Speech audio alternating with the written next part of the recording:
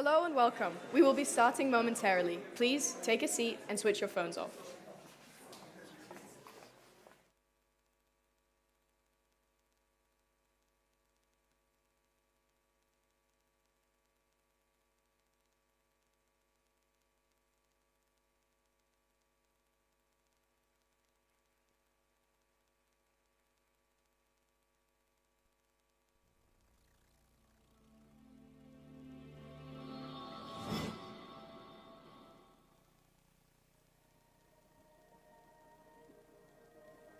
The linear economy is based on take, make, waste. We take things out of the natural environment, resources, raw resources. We make them into consumer products, and then we waste them, which means usually we put them in the landfill or we put them in the incinerator and burn them. How can our waste build capital rather than reduce it? Sustainable design is where a designer is actually looking at the full life cycle of the product or service that they're working on, from raw materials to production, distribution to end of life.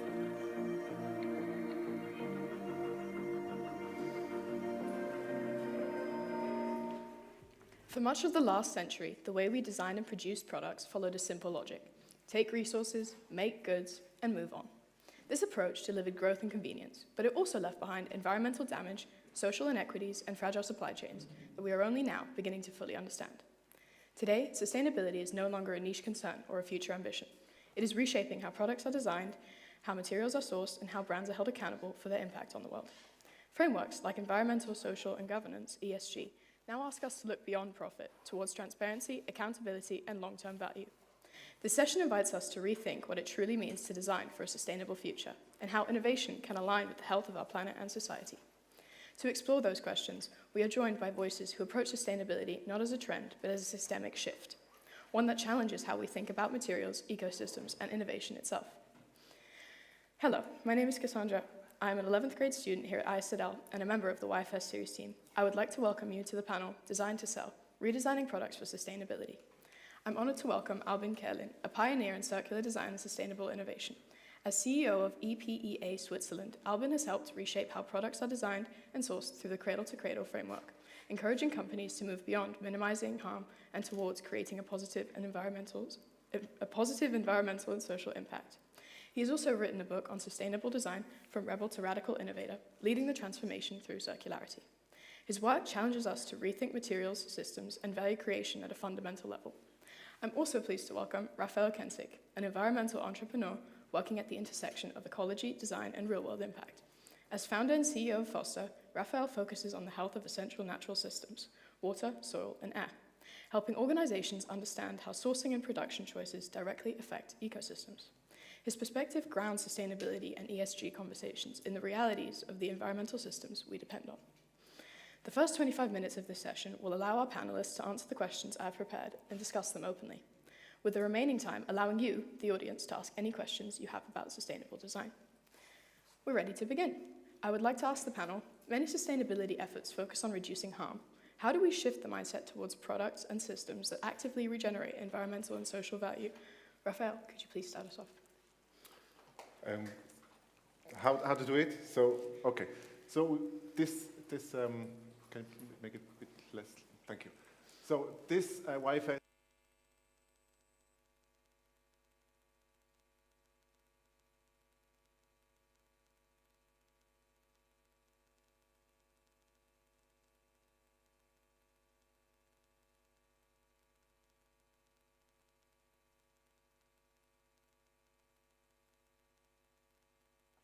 Is it a need or is it want? So this is one of the very important questions.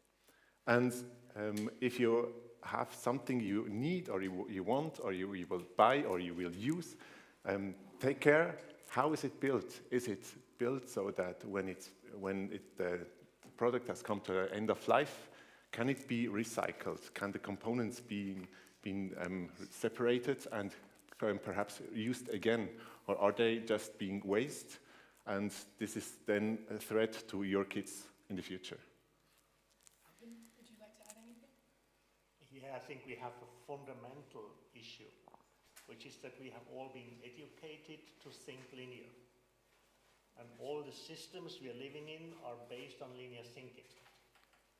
So what does that mean? So we have a line, and at the end of the line, we have a garbage bin.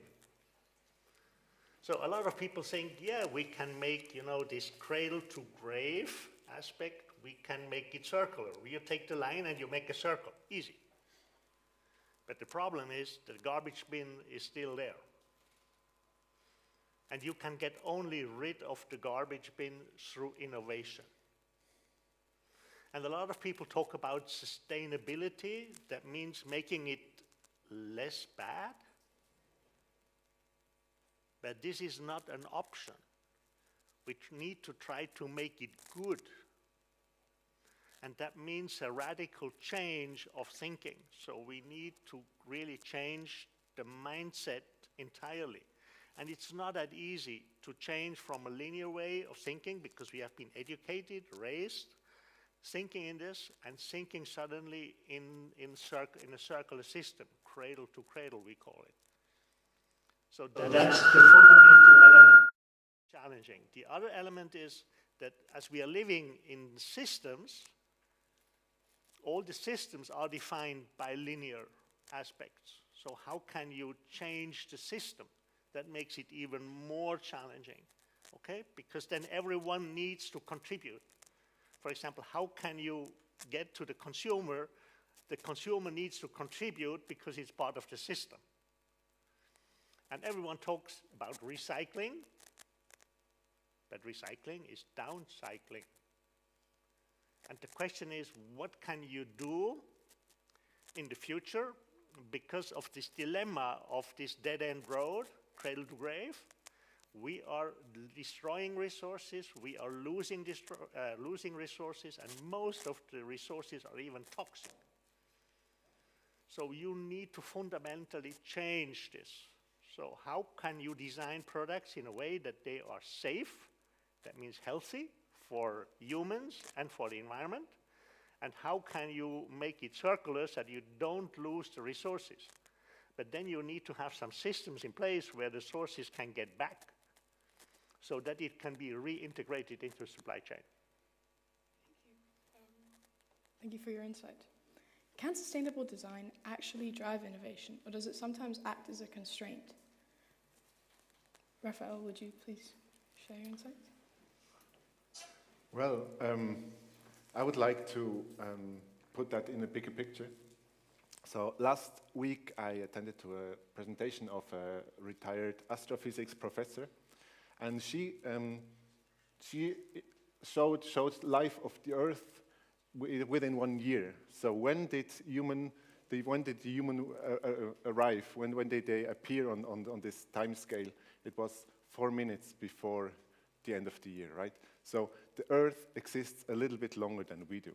So, and in this comparison, I would like to make the bridge. So is there innovation? Has it to be high tech?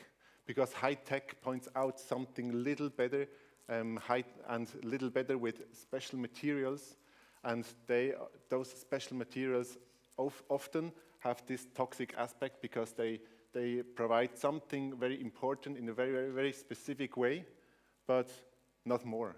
Just in this little niche, it's a perfect match for the moment, but not for eternity. And give you an example, perhaps tap water. In Switzerland, tap water is the best water you can drink. The bottled water will not fulfill the laws which tap water easily achieves in Switzerland. So if you want to drink good water, it's not a bottled. So in Switzerland, I work also with rainwater management. So at the moment, it's also a linear system. We dump water to the wastewater treatment instead of letting it get it into the soil, because we have a fear to pollute our groundwater, which is so clear. And now we have this linear system, but we must trust nature, power of nature, because the water has been purely before human mankind. So we have to trust natural processes, and allow natural processes to get their time, because it's mostly not that fast, for which we use this high tech to accelerate something. I think the change I want to point out is we have to include nature and allow nature to use its time to fulfill what we want. Okay, may I take this up from the water? I think that's, yeah, you know, Swiss drinking water is quite a quality topic. But if you really look into it, we have some topics about microplastics. Ever heard of microplastics? Okay. Why is this coming from? Because the products are not designed in a way as they should be. Because abrasion from a lot of materials, most everyone is wearing sneakers, so about 175 grams per year of abrasion is going into the environment. And most of it is toxic and it's not biodegradable. So we have a design problem. And from the original question, okay, sustainable design, no. Is this the right expression, sustainable design? What does that mean? Making it less bad and coming back again? No, we should really design it from a totally new approach. And this is not sustainable. Okay, so we need to define it in a different kind of quality. And we need to be careful because it's a change of mindset. We need to be careful on the terminology we use.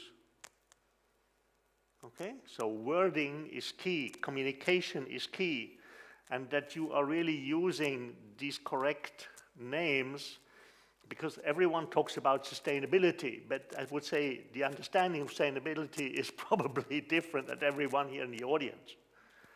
So we need to talk about eco-design and really design it in a way, because 80% of all the criteria which will end up in a closed loop will depend on the original design. If you look at products, I would say most of the products that we are having around us are not in compliance with circularity and are not in compliance with material health. So if we take the water again and the packaging, PET, okay, PET bottles, you have here this system here back there where you can dump the PET bottles. There are over 200 chemicals and materials in a PET bottle based on 100 parts per million, which is 0.01%, 200 chemicals. We have some chemicals in there, which is a catalyst to make the polymer, the plastic, PET, so polyester. And this catalyst is a heavy metal. It's called antimony. It is cancerogenic. And it migrates. And industry is safe because legislation protects them. Legislation means companies only have to declare toxic elements in the product above 1,000 parts per million, 0.1%. Okay, so this antimony, this cancerogenic material, is there in a bottle between 200 and 300 parts per million. So industry does not have to declare by legislation. The other element is migrating. That means it's not basically incorporated in the polymer. It migrates. So it migrates into the water. And the legal limit is 40 milligrams per liter. And effectively, it is 6 to 12 milligrams per liter. So you are drinking this every day. I'm a consumer myself. I do it myself, okay, because I'm a consumer. I'm forced to be included in that kind of system. Now you're going to industry and you're asking them, hey, you need to change this. We have some alternatives. You can use them. They are probably not really more expensive, but industry is refusing to change. And now you need to look at materials. If I'm too long, then stop me, please. If you look, you need to look at materials. So we talk about plastics, and on PET, it's one of the largest materials of plastics. So the production is 70 million tons per year, annually. So polypropylene, polyethylene is about 100 million tons per year. And it's global. And packaging is quite a small amount because the large amount of PET is being used in textiles with the same problem. And in this recycling, if we're going to recycling of PET, some PET is going to be bottle to bottle, and some other bottles basically are going back into the textile supply chain. So they're making fibers out of it. Okay, so this is what you need to understand. So there is basically a system in place on supply chain. Everyone talks about supply chain, global supply chain, but you need to find a kind of collecting system. It's there, and then you need to make it back. But what is the purpose? That's my point, that we have toxic materials around. What is the point, and why don't we change this? Okay, so thank you for that. That's very interesting. My next question is kind of building off of that. How do legal frameworks like environmental, social, and governance, ESG, help guide decision-making beyond compliance or reporting? And okay, so, you know, there are so many, I would say, stakeholders that are included in this system. And maybe you have heard of the new Green Deal from the EU member states, from the EU Commission. It has been launched about 6 years ago, and the investment in this is 1,000 billion euros, so it's a lot of money. And they have the ambition from the politics to change. They have 3 goals. The first goal is to become a climate neutral continent. The second is transforming a linear-based industry and business into a circular industry and business. And the third element is they want to become a toxic-free environment, because they have to protect the citizens, politics, and they have to protect the environment. So there are basically, is now a huge framework that is in place. It is huge, and it's very, I would say, impactful, because it goes into the right direction. Okay, so it really looks at that we need to handle basically corporate issues, so the sustainability issues within a corporate. And one of the first elements is eco-design. Okay, so not sustainable design, eco-design. The second element is extended producer responsibility. So companies, industry is being made responsible that they need to take back the goods and they need to pay for it. So it's a game changer, a business model changer. Then it's about CSR reporting. So there are clear guidelines, CSR, corporate sustainability reporting, what to do. The big thing, I think, is greenwashing. So greenwashing will not be allowed anymore. So the EU Commission has set up a fact sheet about greenwashing. And they are claiming in this fact sheet, so this is from the government, okay, EU Commission, that's the government, so it's not just, you know, someone. They declare that basically the consumers are misled by statements from marketing, communication, which are not really accurate. Let's say it like this. And in addition to that, they say there are over 250 certificates or certification schemes who basically, or who have the aim to talk about green aspects or sustainable aspects. And most of them are not in compliance with the new rules that will come for no greenwashing. With your involvement in both practical and environmental projects and ecology engineering networks, what role do you see for cross-disciplinary collaboration in making sustainability more than just a marketing message?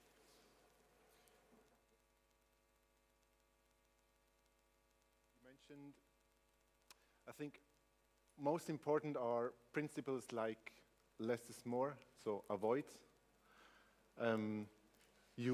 Then the other things are the eco-engineered parts. Is it possible?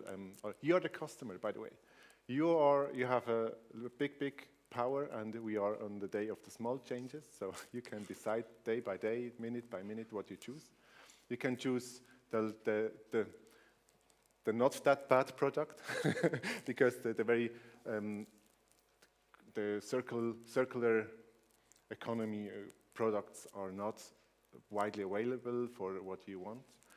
I think if I would really like to point out you as with your power of as a customer, perhaps later in as a provider of services or goods, because it's for you and your future. And I think if you manage to produce or provide services or goods which are where you can really provide harmless or without any products without any harm to nature or less harm to nature, this is really the thing I would really encourage you to do. Yes. Then looking at the next decade, how do you envision responsible innovation and the role of designers, brands, and consumers evolving in ways that transform culture, not just products? Albin? Good question.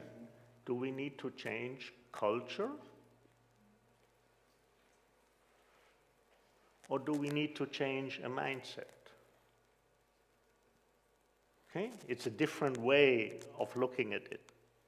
Okay, I think culture has a lot to do, where you have grown up and so on, okay, and covers a lot of aspects. But the mindset, how to deal basically with the surroundings, okay, materials, products, how you interact with people and so on, I think that's a totally different kind of element.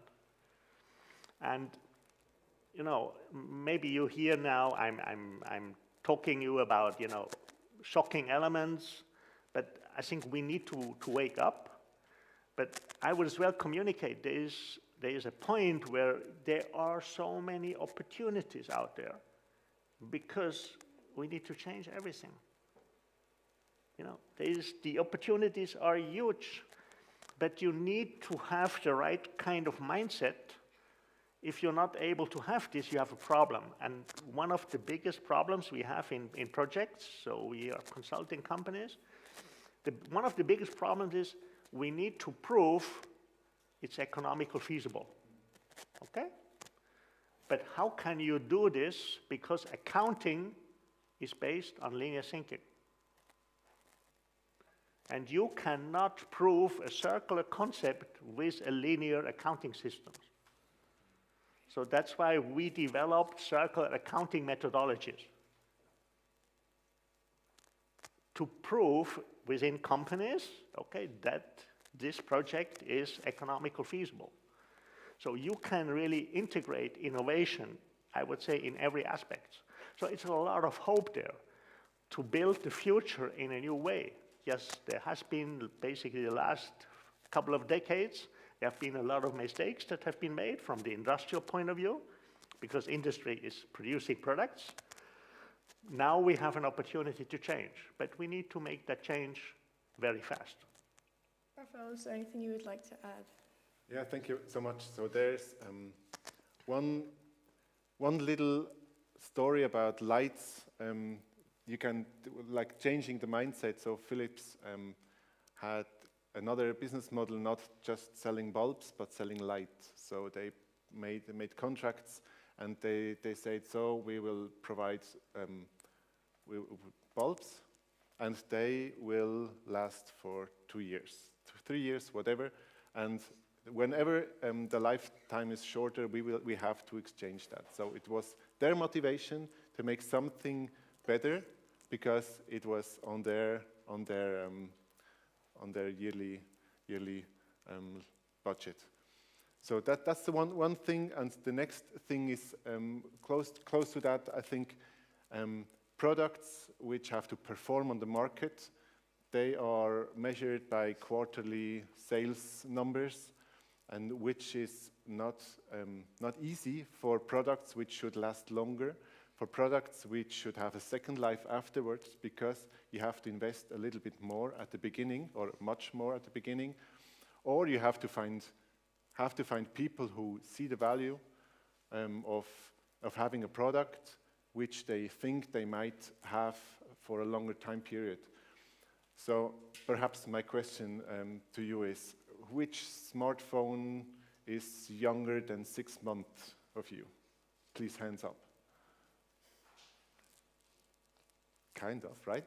So it has, perhaps the smartphone which has been 2 years old might have also been good so far.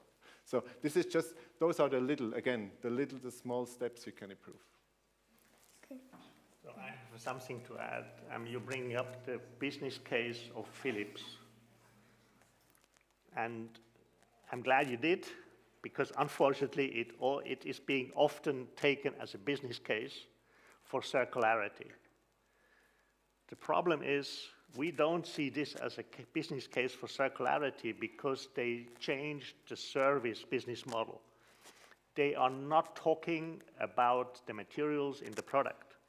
They are not talking about the design of the product. They are just talking about changing the business model of the service. True. Thank you so much. This is, okay. Yes, it's towards a better direction. It's not a solution yet. So this is what I really want to point out for you, because the older ones don't have the fresh ideas anymore sometimes, or they do, but perhaps less. But it's your world.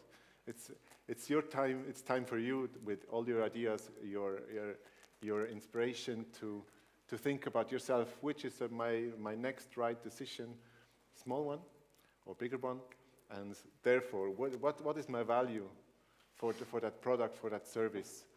Is it something I really can, which is a really smart, very fast decision, or is it something I might consider to have it a little bit longer? This is just one point, of course. This is just one aspect, but it is one aspect. One thing more to add. Why do I really insist on the topic of resources? Okay, because with the current system, we are running out of resources. That means that future generations will not have enough resources available to make products.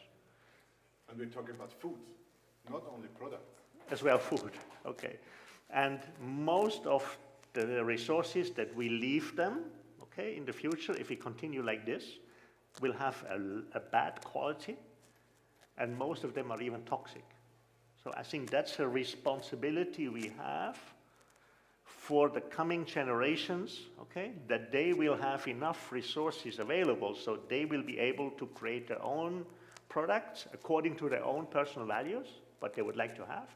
But we need to provide them the resources, good quality and non-toxic. I think you're in a very good environment.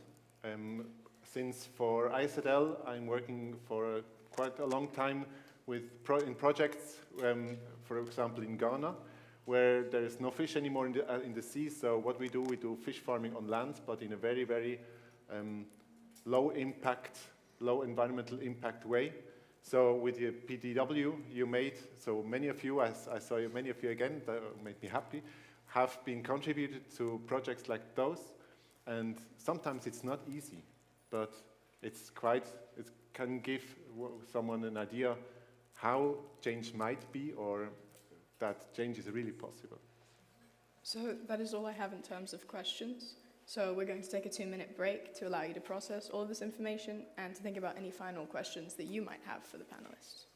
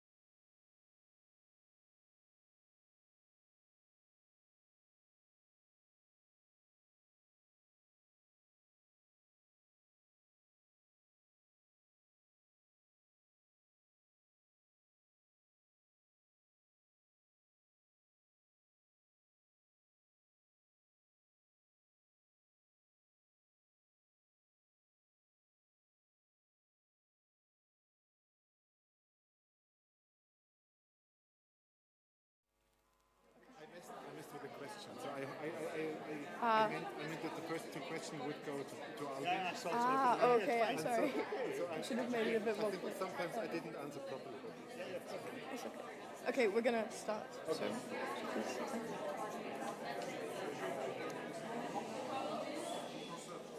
we will now begin with questions from the audience. I would ask that you raise your hand, and when I call on you, please stand up, please state your name and school, and followed by the brief question. So, any questions so far? Okay. Yeah. Thank you. Hi, I'm Jacqueline. I'm from St. Charles International School, and I just had a question for both of you, or whoever would like to answer it. It's just I find that with eco products, there's often like a little dilemma as a consumer, at least from my experience. That is, there's usually not only the price issue, where like usually the eco version is a lot more expensive, and someone who might not have a lot of resources, well, you can't. It's kind of insensitive to like tell them to like spend a lot of money. But also from a efficiency standpoint, often the products that are not eco-friendly tend to be more effective and like achieve their purpose like more effectively, especially from a pharmacological standpoint. So I wanted to ask you, what would you say we need to do as not only consumers but also in from a design perspective to find a balance between something that is efficient and like affordable for people, and also something that is positive, like Mr. Kalin said, that's not something that's just less bad, but something that's actually good for the environment. Like, what path should innovation take to find that middle? Shall I try to answer? So I would say this is the scoop of all the projects. Okay, how can you really, get back to the economical aspect, that it's, economical feasible as well for the consumer, okay? That it's not too high. We have a lot of issues with the marketing people in companies, because they think, oh, there's a new feature, okay, eco. We can add some additional money to it, okay, make it more expensive. But, that's one aspect, okay? So make it affordable for consumers, and that the biggest issue is that if you are looking into a supply chain, so in a lot of products you might have 50 suppliers or even more, and everyone thinks, oh, this is a cool project, this is good, and everyone is asking for some more money. So if you apply 50 times more money, everyone, then, it's getting overpriced, even though they would not need. So from our experience, when we tackle these products according to our methodology of cradle to cradle, we have proven that from the economical point of view, the products do not need to be more expensive than the previous ones. How we do it, we are not going to the companies and going to change the existing products, because then you're making it less bad. You start to correct. We go there and we say, hey, we should try to do something new, entirely new. Try get rid of the barriers, try to do something new. You get much more motivated people in the team, because they are able to be creative, innovate, and do something new, and then really try to do it. But you need to communicate to the supply chain. Don't ask for more money, even if it's a new project, because then you will kill basically the demand afterwards for the consumers. But this is crucial, that it needs to be basically integrated from all aspects. So and now the communication, okay, that's another, I would say, topic. It's about marketing. So I don't think that marketing has really taken this task, I would say, serious enough that they will provide the right information to the consumers, that the consumers can make their product decision based on their own values. Okay, so you need specific information that you can make a decision based on your values. And most of the time, the products that we see, eco and with all the kind of labels, this is basically difficult to make a judgment as a consumer. I'm a consumer myself. Okay, and I think there is a lot to do as well from the marketing side, and I think government, as I mentioned before, is trying to make this framework where this will not be allowed any longer. Okay, so government is trying to step in. Is that good or not? That's another question, but basically it's a framework that will happen. But thank you for, that's a dilemma we are in, and we need to get rid of this dilemma. Thank you. Any other questions or something to add? No? Okay. Yeah.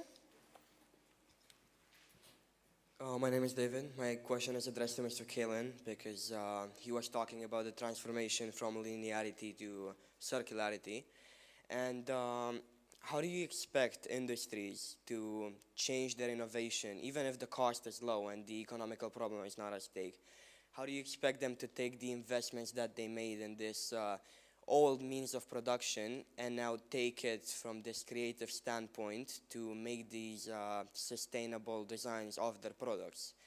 Because the idea is that even if the cost is low, it wouldn't be appealing for them to give up their advantages and the economies of scale and all of this to create a different organization. So the structure of the industry is the most difficult to change, in my opinion, because that's the idea. You have the organization, you have the collaboration of multiple suppliers. You said it's more than 50, and you have to get all of them to collaborate in the same way.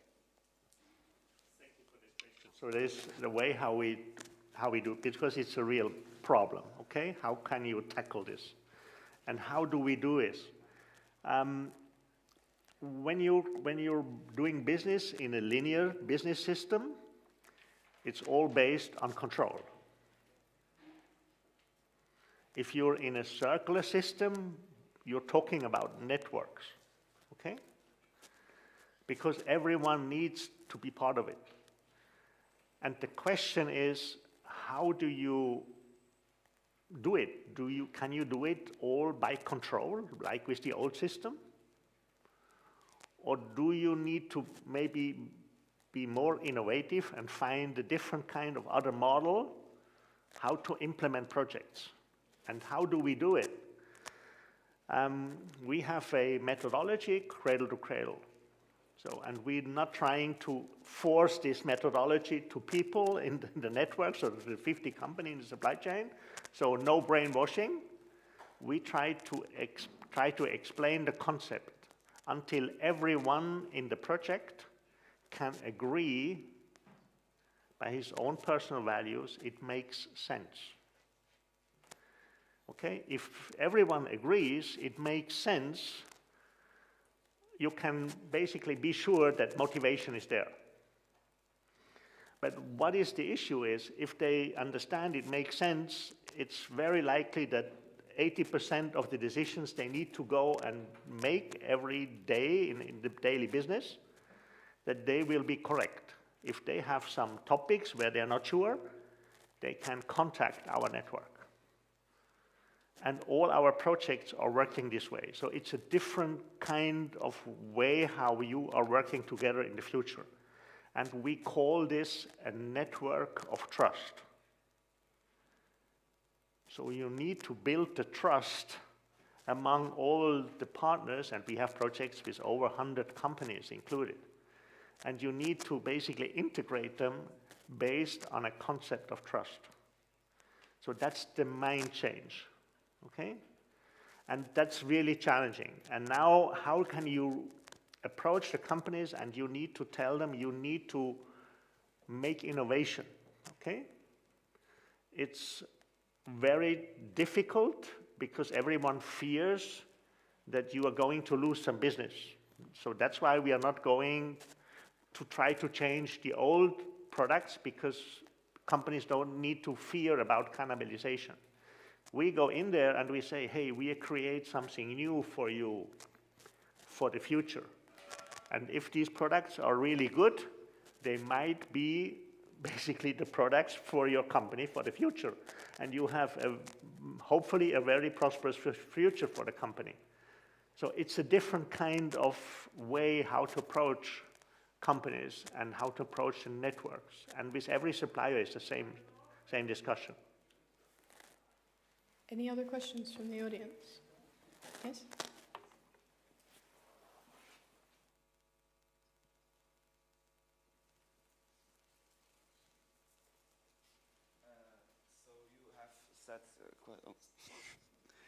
So you have said quite a lot that you don't need to redesign the old products, but instead make entirely new products. But that doesn't always work. Like, for example, with plastic cutlery, you have like a plastic knife and a plastic fork, and you can't really get rid of that. There really is a need for that stuff, and you can't just not use it. So you would have to redesign that. Don't you agree with that? And then we are again at the first question. Those alternatives to plastic cutlery are significantly worse. Like, I assume you have had experience with like a wooden knife that you couldn't cut anything with. And so you have the problem again that the ecological products are worse and in quality than the regular products. How would you deal with that? May I? Okay, so there's, we are very technical specific now, because but we have also the social impact. Sometimes, what I wanted to mention is sometimes products, or no, I have to start somewhere else. So you mentioned it doesn't work because it doesn't work. You might be right, and if you believe in it, it's right. But there are always people coming up saying, okay, we do it different, and they do. So I think sometimes it's just, if you're really clear about the purpose of what you want to do, your excellence. We had it in the first speak in the gym.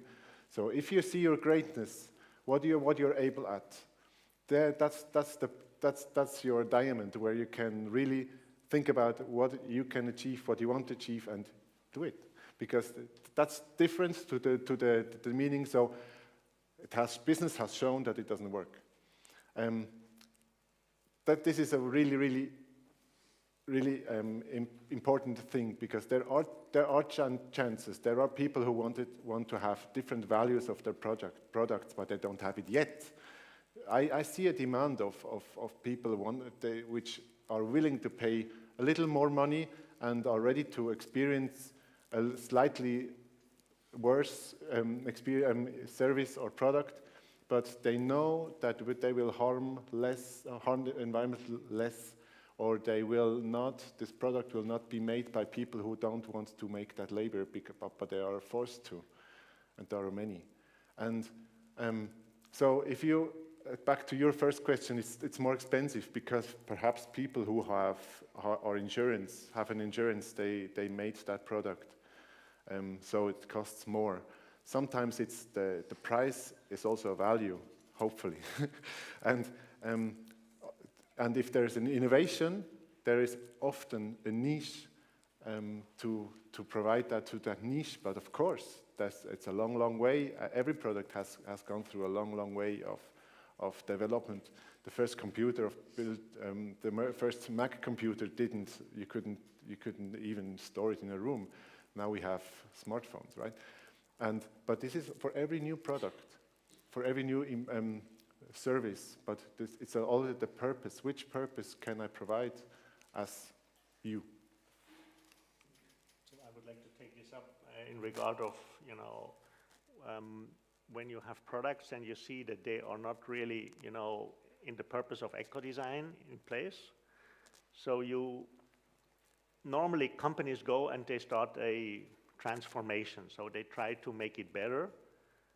But if it's not really designed the proper way from the beginning, it doesn't really get better. It gets maybe slightly better, but not really good.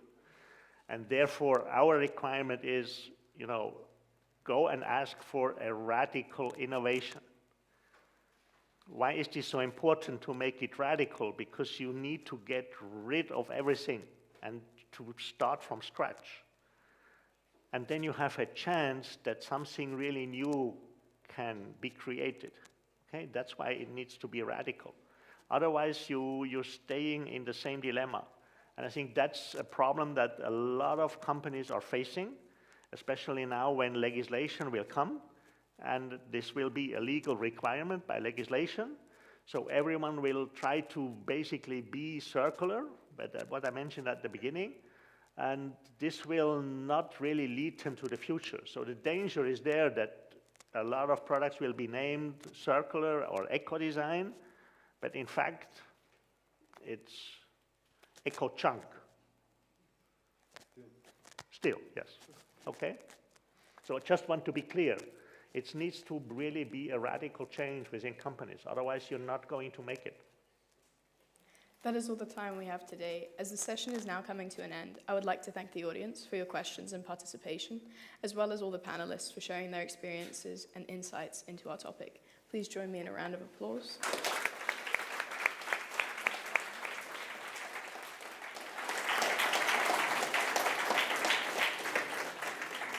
I would ask that you all now begin your transition to session 3. If you do have any remaining questions for any of the panelists, feel free to make your way to the stage and be mindful of the time to get to your next session.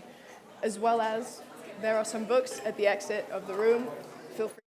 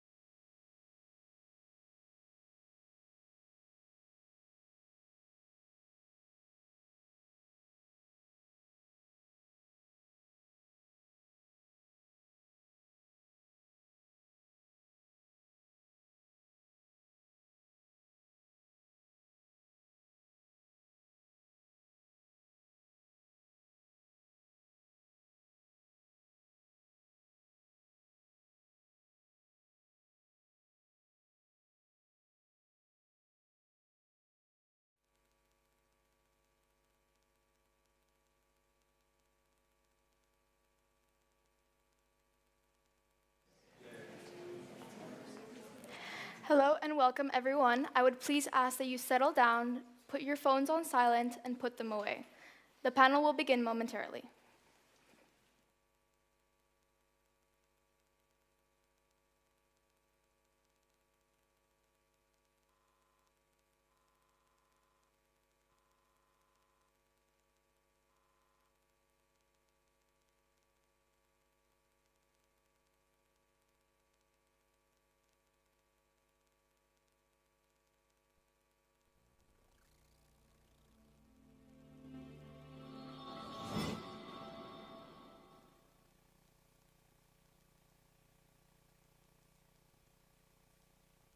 Through education, you can also better yourselves in other ways.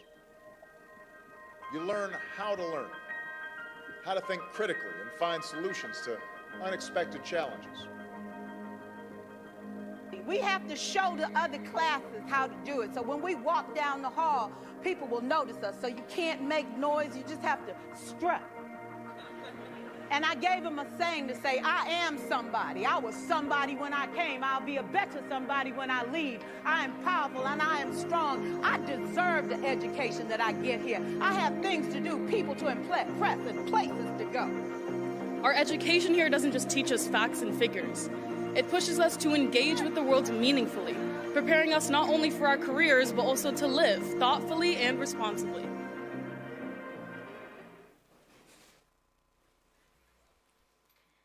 In just a few years, education has changed dramatically. Educators and policymakers are rethinking what and how we are learning.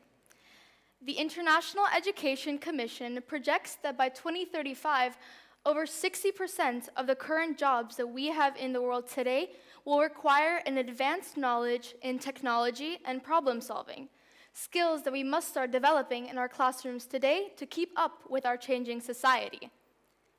Meanwhile, skills like creativity and global awareness are becoming just as vital as the academic knowledge that we are consuming. As we look ahead, we have to ask ourselves two main questions. How can technology enhance rather than replace the human connections that we build within the classroom? And how can young people like us, like the young people present here today, be at the forefront of the development of our education? Hello. My name is Lucia Marello, and I'm an 11th grade student here at IZL and a proud member of the YFS series team. I would like to welcome you to the Learning in the Next Decade panel. Joining me this session, I am honored to welcome two experienced professionals who have key and unique insights in school curriculum and school environments.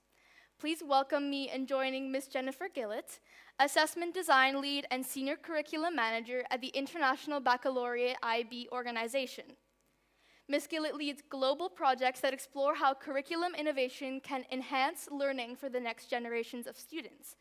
And Ms. Lindsay Lawrence, a proud high school principal here at IZL, also my homeroom teacher, who brings firsthand leadership experience in guiding schools through the evolving landscape of education and technology integration. Let's give our panelists a warm welcome.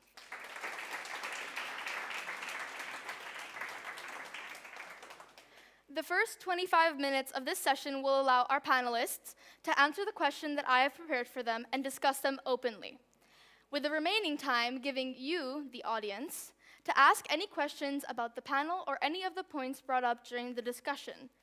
Let's begin. The first question is open to the panel. Education systems worldwide are being challenged to keep up with new technologies and cultivate to the max skills that will matter the most in the future. From your perspective, what are generally the biggest shifts we'll see in education coming in the next decade? Ms. Lawrence, would you like to start us off? Yeah, it's an interesting question, and it's tricky as well, because I'm not sure that we have full understanding at the moment of the capabilities of AI and how it's going to shift, and how quickly we might get artificial general intelligence, which will be another game changer, of course, for the world.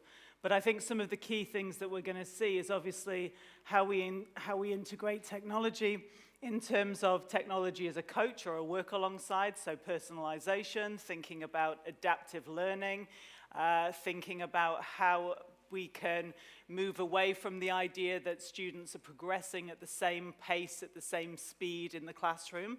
And I think that we'll also be thinking about the impact of technology in terms of like the coaching capabilities as well that lots of people are using at the moment, which I'm not even going to get into whether that's good or bad at the moment, but that's just another thing. And I think that actually the other thing is less about the use of it in schools and how we support young people and teachers, obviously, to increase their AI literacy. But it's really about thinking about, there's some deeper questions, right? Who are we? Who do we want to be? What do we want the world to be? How are we going to build a future together? And I think, like, in summary, some of the questions that we have are probably some of the biggest questions that humanity's faced, because as the technology becomes more, if we do get artificial general intelligence, it's not just like another technological leap. And it's not something that humanity's faced in the same way before. So actually, ethical questions and deep questions about identity and purpose are something that education systems need to grapple with and move away from places that are just purely instrumental. Ms. Gillett, would you like to contribute? Sure. So I think for the IB, what we see is this thing about personalization, but also about flexibility. People want different pathways, and I think particularly at kind of 16 to 18, in the past it was a kind of one solution, whereas now some people want, even like here, you have the diploma, you have courses, you have AP, you have that mix of kind of offerings, and the ability to kind of choose your own pathway, choose your own package is really important. The other thing we're seeing is some new kind of subject areas emerging. So one of the things I'm working on, for example, at the moment is more interdisciplinary subjects that reflect how the world really is. It's not in these neat disciplines, these neat subjects. So we're working, for example, on a new data course, which brings together math and social studies together into a course all about data, ethics of data, visualization of data, me and my data footprint in the world. You know, those kinds of courses that cross those traditional boundaries. And for us at the IB, I think systems and data are two key areas where we see that and are actively working on developing some pilots at the IB for the future. So yeah, flexibility and personalization, and then some new emerging areas, particularly data and systems, would be my initial reflections on that. That's such an important point. That you actually answered my other question, which is the IB is reimagining the curriculum. Is it reimagining its design, the subjects? So you said interdisciplinary, right? Yeah, so my job is leading a review of our program for 2030 and what should the diploma look like for 2030 and how do we make it better.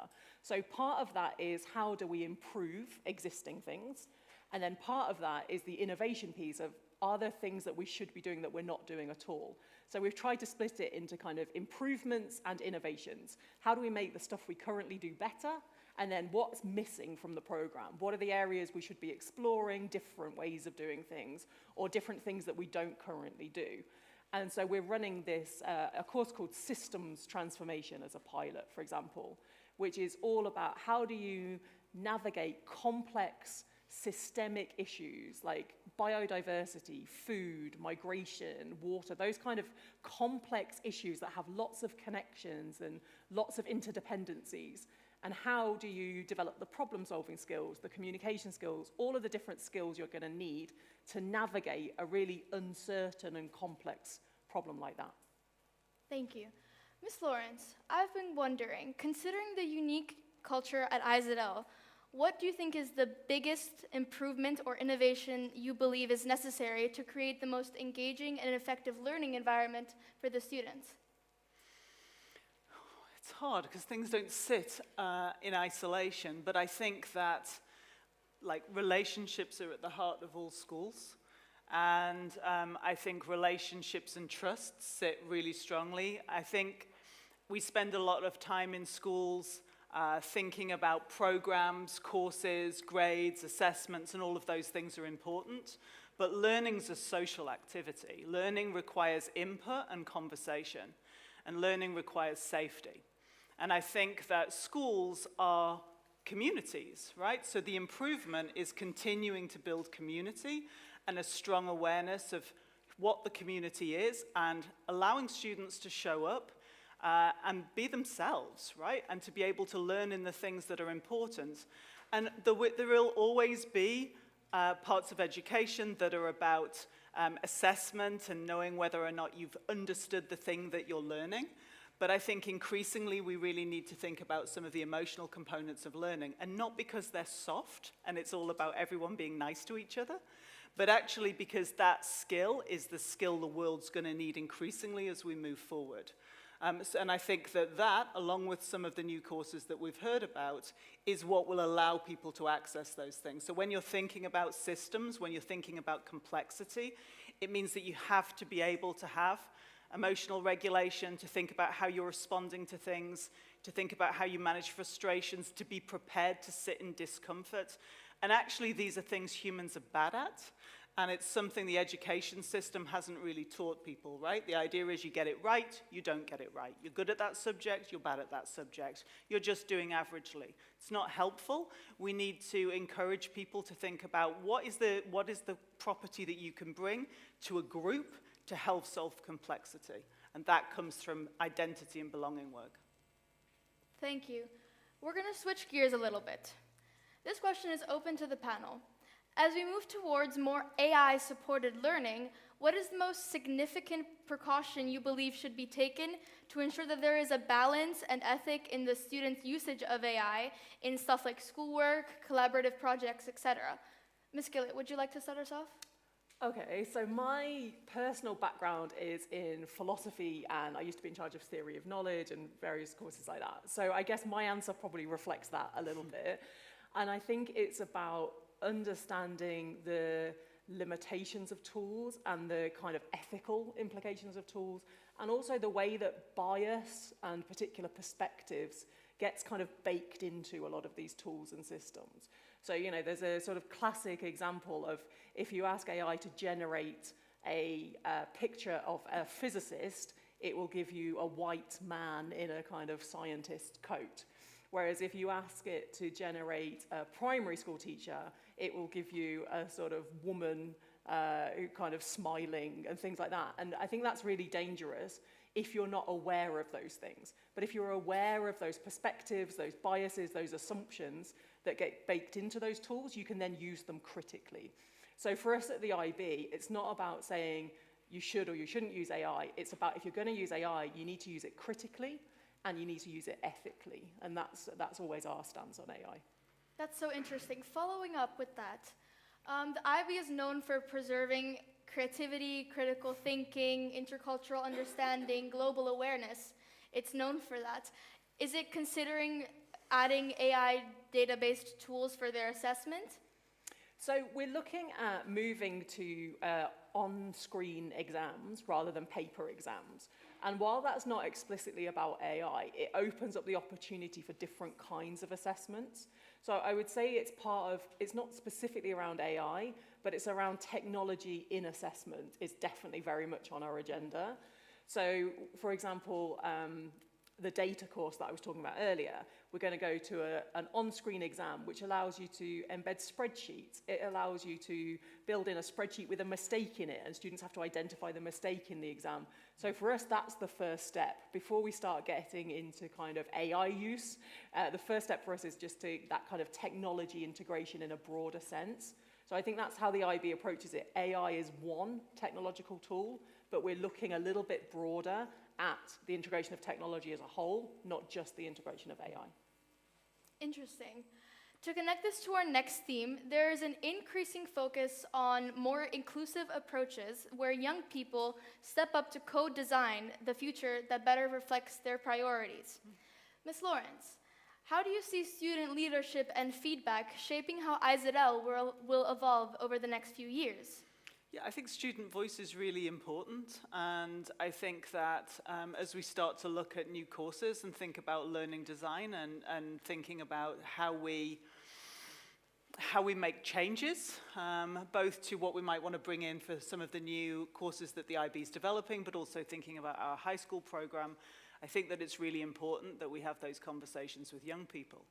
I think, though, that part of that is also about helping, like, just having open conversations about what's important about education and, like, actually challenging thinking a little bit. Some of you won't like this very much, but actually, some young people can be super conservative in terms of their design, actually, and preserving systems. And I think that that's understandable, right? Because for some of you, education really feels like a means to an end at the moment. Like, you've got very little choice about being here, you have to be here, and there's an outcome. And the outcome is, what are you going to get at the end that's going to be your access to go and do something else? So actually disrupting that feels a little bit hard and scary sometimes, right? So we have to just shift the whole conversation, I think, around, like, okay, you have to be here, but why? Like, why is that important? Why keep, because of course we know historically what the reasons were that the education system developed and what the reasons were over time. You know, initially thinking about access to religion, and then thinking about access to jobs, thinking about automation, thinking about how the education system develops. But actually the reasons for education are different now. And so I think that having engaged young people, creating things like this, which is very much like from what you want to talk about, is really important. And actually the key skill for teachers now, and in 5 years' time, and in 10 years' time, and in 50 years' time, is not their ability to stand and deliver content. It's their ability to form relationships and facilitate conversations. And I think that's what we're going to see more and more. Can I maybe add something to that? Yes, of course. Yeah, so for us at the IB, we think student voice is super important, but we also see it within a kind of combination of multiple voices. So like my job at the IB, I have to balance the voice of universities, the voice of teachers, the voice of current students, but also the voice of like alumni. And what I would say also is we often find students' perspectives change quite a lot between when they sort of start the diploma and versus kind of alumni. And TOK is like the theory of knowledge, like the classic example for that. In the first, everyone's like, I hate it, I don't understand it, it's vague, I don't want to do it, it's just horrible. And then what we quite often find is like in alumni surveys when they're at university, they're like, oh, we did this thing today that was so like TOK. Oh, actually TOK was super helpful.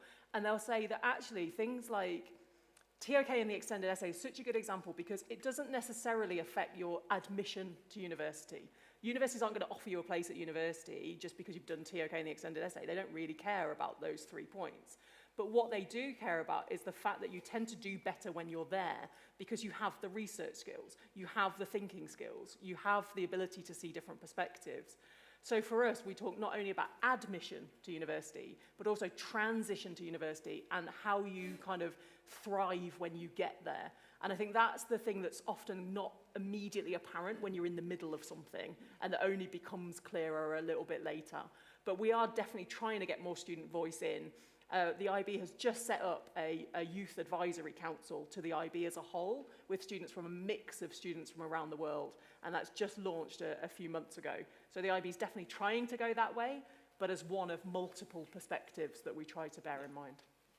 Yes, I agree. I think striking the balance between educational curriculums, but also making sure that the community that you're surrounded by has a say in what happens to their education, because in the end, it's the youth that comes forward. So you said the IB has a new program going on. How has that struck more of a balance between the council, the people that work at the IB, and the voices of the students that have left or are currently taking the program? So we've got 2 things sort of going on. So we're doing this big program level review, and then within that we've got our systems transformation pilot. So the big program level review is where we're trying to talk to all these different kind of stakeholders. But within the systems transformation pilot, this systems transformation course, what we've really done is try to listen to student feedback. And so, for example, there are no exams in that course. It's all coursework based. There are 2 projects. There's a competency portfolio that they keep throughout the course, but there's also like a case study day, which is kind of really similar to the kind of activities you do in the kind of impact labs and things here. So it's a 1-day assessment experience where you engage with a case study, you do collaborative activities in the morning, you do individual activities in the afternoon. So a really different kind of assessment. And a lot of that was based on student feedback of, we don't want everything to be like 90% of it on an exam at the end of 2 years. We want stuff that's a bit more spread out, that feels a bit more authentic, that feels more real world, that feels more like the kinds of activities we do in our teaching and learning. So we're trying as a pilot that as an example of a different kind of assessment task, this 1 day, case study day, kind of hackathon design day type experience. So yeah, that's an example where we're listening to student feedback about assessment and trying out some different things. But it's also a really good example of some of the challenges, because when you've got collaborative assessments, do you give everyone in a group mark? Would you be happy to be getting your IB diploma influenced by the rest of your group? There's all sorts of interesting questions that come up, but super interesting thing to be trying out and getting student feedback on through a pilot. Which is great, because I know personally sometimes working collaboratively or doing the end of year exams can be really stressful, especially for students that work better in groups or in a more group environment setting on different slideshow presentations. I would feel like that's a very interesting addition to have in an organization like the IB, which is very prominent in our IZL community. And we want to try and mix it up. So we're not saying just get rid of exams completely. We're saying, like, as well as exams, have some exams, but less exams, and then have more of these other types. So you have a more varied suite of assessments, rather than them all being duplicating the same thing lots of times. And it also gives a lot of students the alternative as well, to have a little bit of the break from the exam setting. That's really interesting.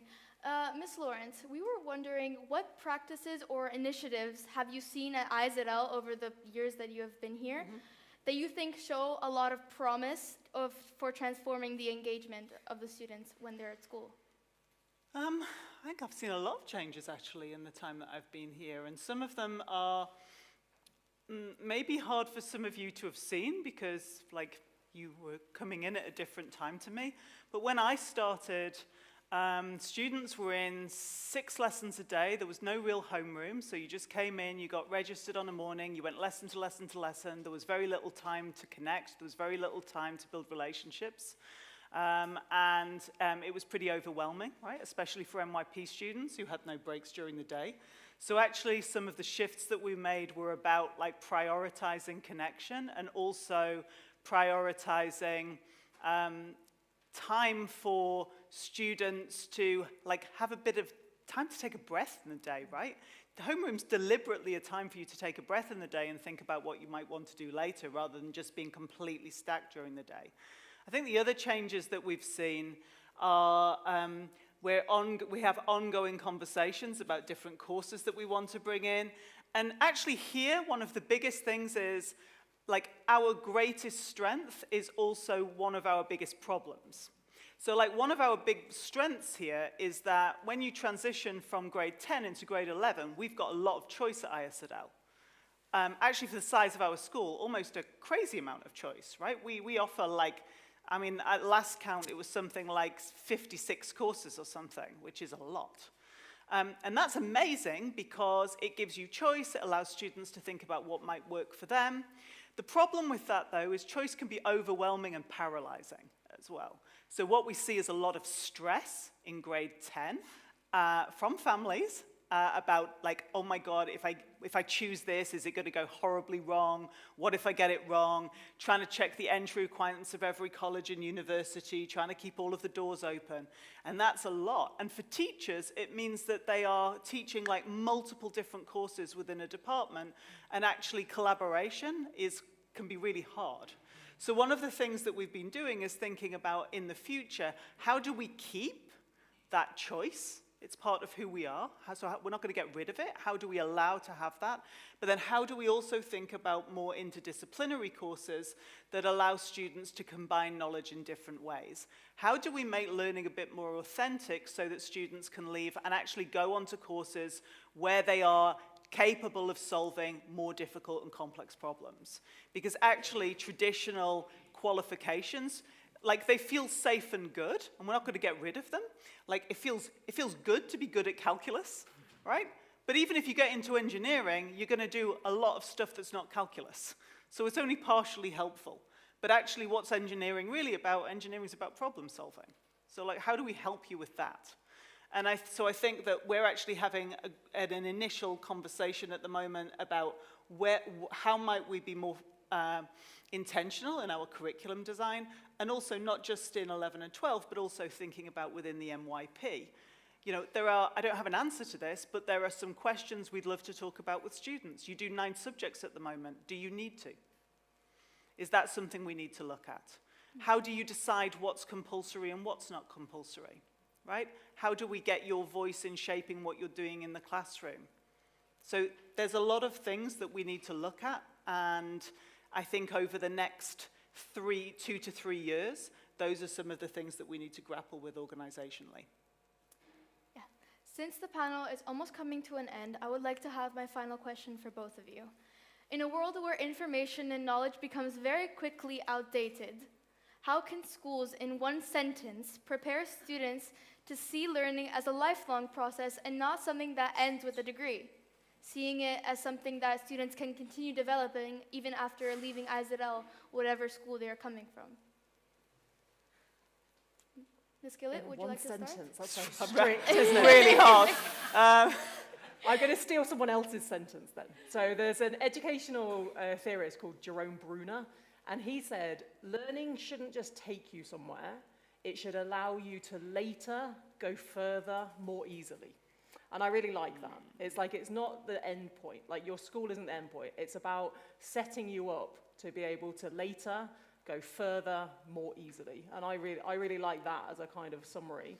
Or the other one, if I steal someone else's sentence, is there's a guy from Harvard called David Perkins. And he says, we need to move away from learning about stuff all the time. He calls it aboutism. So you don't just want to be learning about stuff. You want to have knowledge that you can use, that you can apply, that you can transfer, that you can adapt. So for him, we want to move away from learning about to using it to do something and put into action. So if I had to have a sentence, I would steal one of their 2 sentences because they're much better articulated than I would have a sentence. Ms. Lawrence? Yeah, Lucia, that's a tough ask, one sentence. I'm probably going to steal Jenny's answer to that as well. I think we have to show young people that learning is a force of helping us learn who we want to be and helping us connect with others to build the world that we want to be, right? I agree. It's not about things. It's about what do we want to do with it. Yeah. Yeah. And I do believe it's one of the biggest takeaways that the audience can get from this panel. All the messages that have been brought today, the feeling that it's not always about learning something, it's about what you're doing with that knowledge. Absolutely. Well, that is all I have in terms of questions. Thank you for the panelists for their experienced views. Can we give them a big round of applause?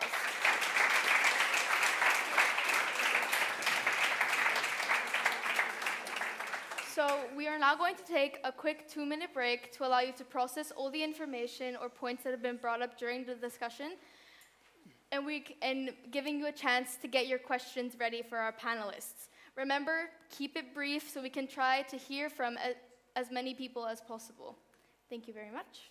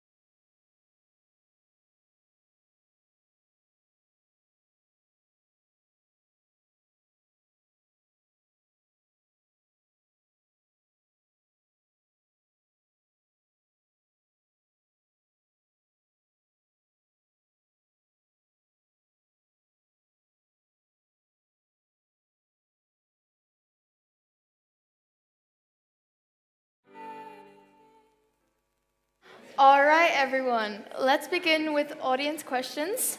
I would like to ask, when the microphone is handed to you, please raise your hand, stand up, state your name, and what school you're coming from. Hi, my name is Yasmin. I'm from ISL, and my question is, how do you think the role of students in shaping their own learning will change over time, will change over the next few years? Do you want to start? Yeah, I can. I think what we can be certain about is the role that students are going to play a greater role in, they're going to have more agency in deciding how they want to do things, right? You do already. So, but I think that as technology improves, because we can do it at the moment, adaptively, you can learn adaptively, but it's still clunky, right? It's imperfect, we can't rely on it all of the time, but it will get better and better. So I think that notion of students being able to work alongside AI in order to delve into things that are important to them, to get real-time feedback, will become increasingly important. And the reason why I think that's really important is because it will shake up assessment a little bit. And I don't necessarily mean the end assessments as you go to graduate and go somewhere else, but schools are often measured in a moment in time that's frozen, right? So you're learning, and students will often say, oh yeah, well that's a formative and it doesn't count, and now we're gonna have a summative. But how many summatives are you having during the year, and what's that telling you? And how can we actually utilize that notion of ongoing feedback, which is really what formative assessment is? How can we have that ongoing feedback so that you can in real time adapt and move at your own pace? And I think that that's really important because it supports students who are in all of their neurodiversity, right? Students that need to be pushed, students that want more time spent on something. So there's lots of things I could say to that answer, but I'm just going to choose that one thing because I think that's the thing that will happen first, and I think it's the thing that you'll feel first. Yeah. And just to add, I suppose from my perspective, I think a lot of it is choice of projects, choice of examples, choice of case studies, choice of topics for your internal assessments. So I think you'll just see more of that. Yeah. So not everybody in the same classroom working on exactly the same thing, but you're maybe looking at this particular angle. You're looking at it from a more economicsy point of view. You're looking more at the consumer journey and state, so people are looking on the same topic, but from different angles around a class. And then finally also, as you say, the reflection on how you're learning it, not just what you're learning. So as part of that systems course, we have this competencies portfolio where they think about things like leadership and collaboration and perspective taking and thinking skills. And then they have to think about, well, is that an example of growth? Is that an example of challenge? Was that an example of something I did really well? Was that an example where I did a speech and it went really well? Or was that an example where I tried to do something and it was badly, but what did I learn from it going badly? What did I do a project and it was a bit of a disaster, but what did I learn from that? And I think capturing that progress, as Masoris was saying, not just outcomes, is probably the biggest shift that you'll see as well. More emphasis on process and on progress, which you see a lot in art subjects, but not so much in others. I think that's the direction you'll see things go as well. Yeah. Thank you. Any other questions?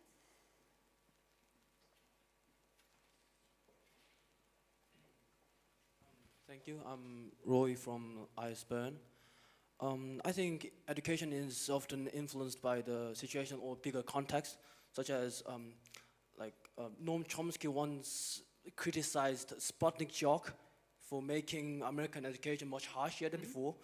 So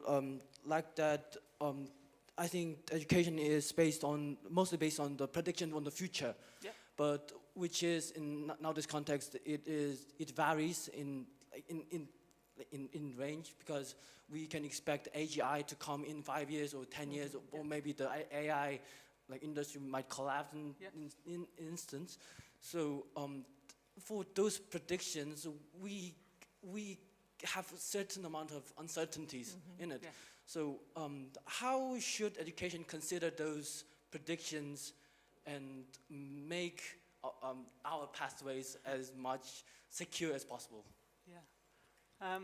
Yeah, thank you. That's a really interesting question. And I don't know that anyone has an answer to that question, but I can share some thoughts. I think you're right.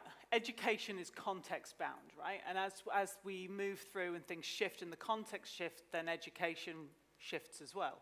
I don't think we know or understand enough about how the world's going to change. Humans are just really bad at looking long-term at things, right?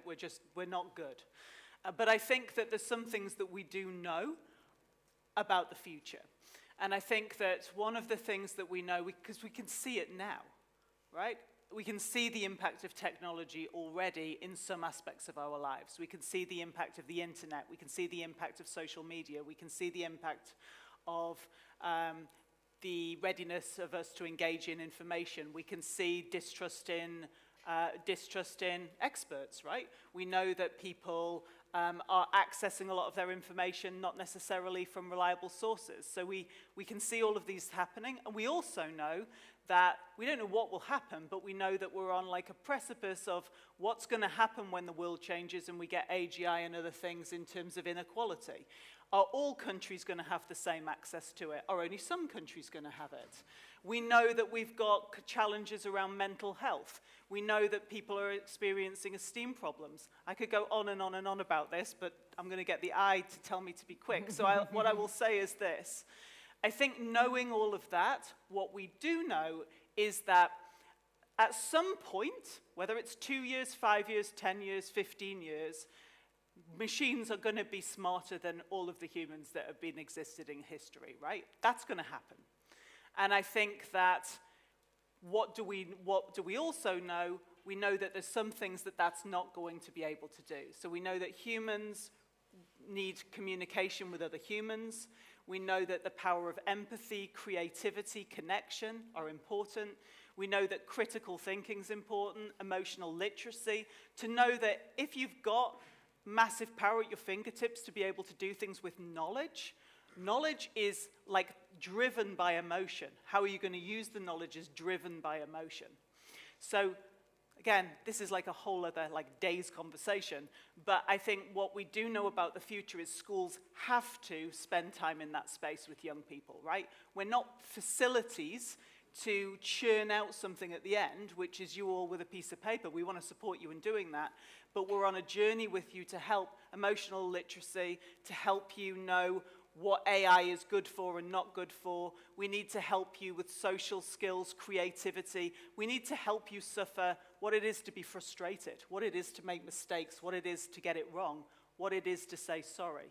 So schools must spend more time in the things that makes us human, rather than simply an instrumental space of killing some years before you get something and go and do something else.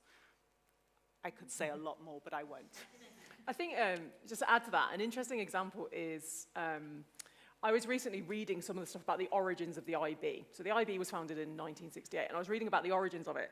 And you see that some things are totally different in our context and today, and some things are so the same. And, and so it was really interesting reading about why the IB was set up. Philosophically, to try to avoid World War III, to try to develop intercultural understanding and relationships between people and a better, more peaceful world. It's like pretty applicable today. There were educational things about we want to get away from just memorizing content. We want to learn how to think critically, how to problem solve. Really relevant today.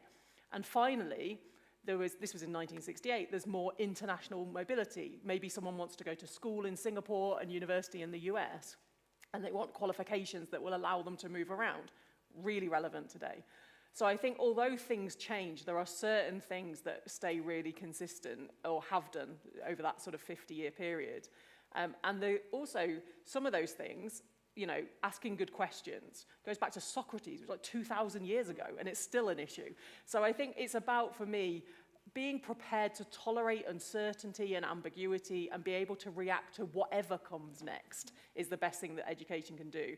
Rather than trying to predict and prepare for that thing that it predicts, it's be able to be flexible, to be able to cope with ambiguity, to be able to cope with complexity, to be able to cope with uncertainty and respond effectively. Have that toolkit with you so that whatever problem you get, you can deal with, rather than trying to predict exactly what the problem's going to be. We have time for one more question, 2 more questions.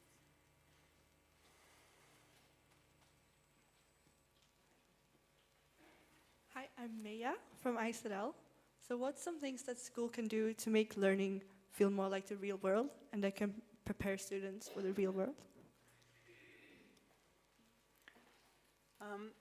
Well, I'll try and be quick and then pass to you. I think some of the things schools can do to try and prepare students for the real world is we've got to think about the course design and what we're offering, right?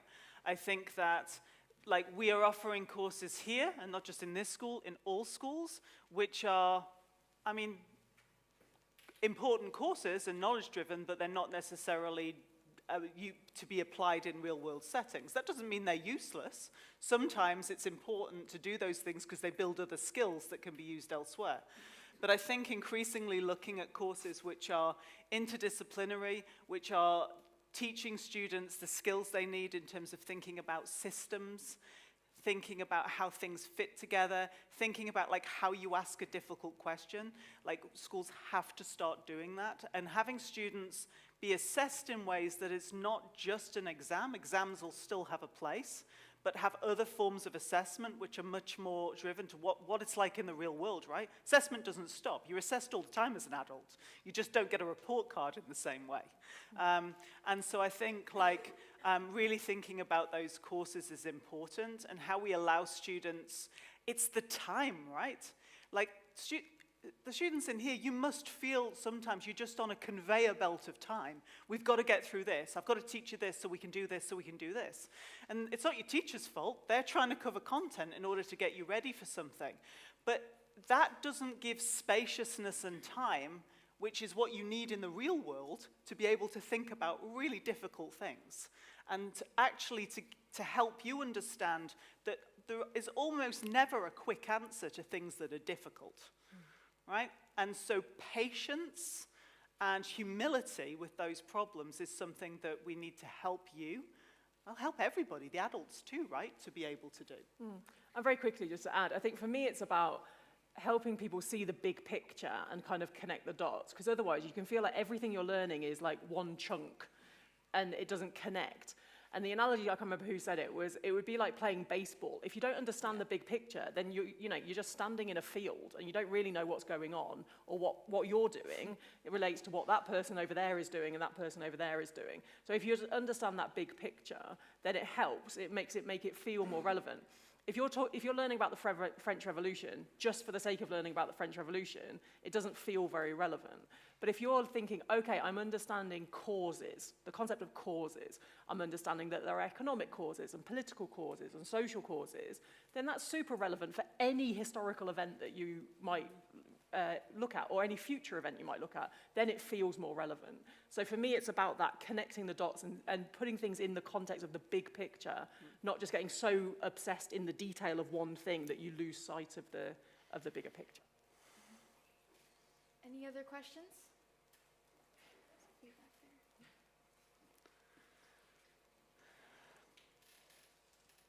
Hi, my name is Sophia. I go to Curie Academy. This might be more of a question for Ms. Gillette. At least in the US, the IB program is very, very great program, but it's very rigorous for many students. So they are driven away by it and often do not realize the opportunities that the diploma offers. So I'm wondering if either the schools, how do you guys encourage schools for to encourage their students to follow that program with all the opportunities it gives? Yeah, so that's a really tricky one, and we're coming at it from lots of different angles. So we have a project in the US, for example, that is encouraging people to do a little bit of IB to start with, to then grow into doing the whole diploma. So they're just doing our English language and literature course, but for every student in the school is doing that as their English course. And the idea is you get a bit of a taster of it, you get more confident with it, and then the school will grow its IB. Because I think what we also find is it's the students who are talking to the younger students about it who can have a big impact. And if they're having a positive experience with it, and then they tell the younger students they're having a positive experience with it, that really helps it grow. Also, things like this systems transformation project, I think, are super helpful for that in terms of giving students more choice over their other subjects. One of the things that sometimes puts people off the diploma is that it's quite strict on your subject combinations. You have to do language 1, you have to do language B, you have to do math, you have to do a science. So because it gives you a bit more flexibility, because it takes the place of 2 of those 6 subjects, so you get more flexibility, we think for a lot of students, they won't be put off because they're really worried about their ability in one particular subject, because you get a bit more choice. So we hope that that would make the diploma more accessible, because you have a little bit more choice and flexibility in subjects.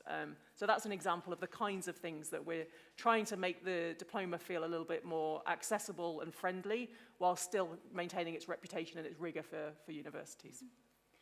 That is all we have time for today, as this session is coming to a close. I would like to thank the audience for their insightful questions, as well as the participation of our panelists for sharing their experienced views. I would ask and encourage all the people that didn't have the chance to ask their questions to come to the stage, but to please be mindful to get to your next session on time. Thank you very much, and have a great day.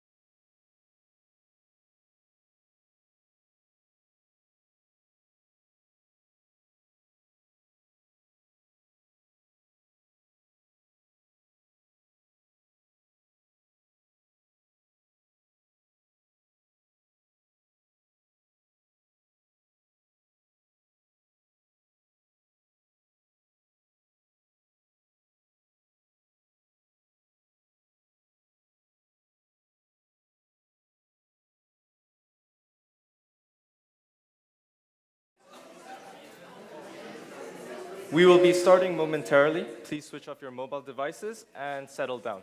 Thank you.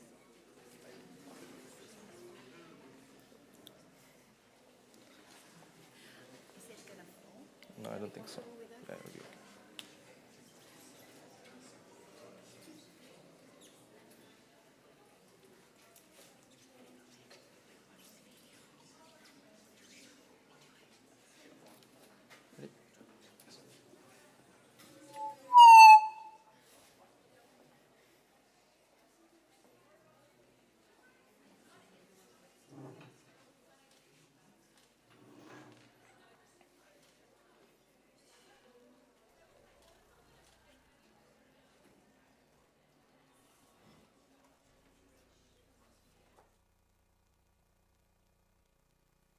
Three, two, 1, 0. All engine running. Liftoff. We have a liftoff. Science is about what is. Engineering is about what can be.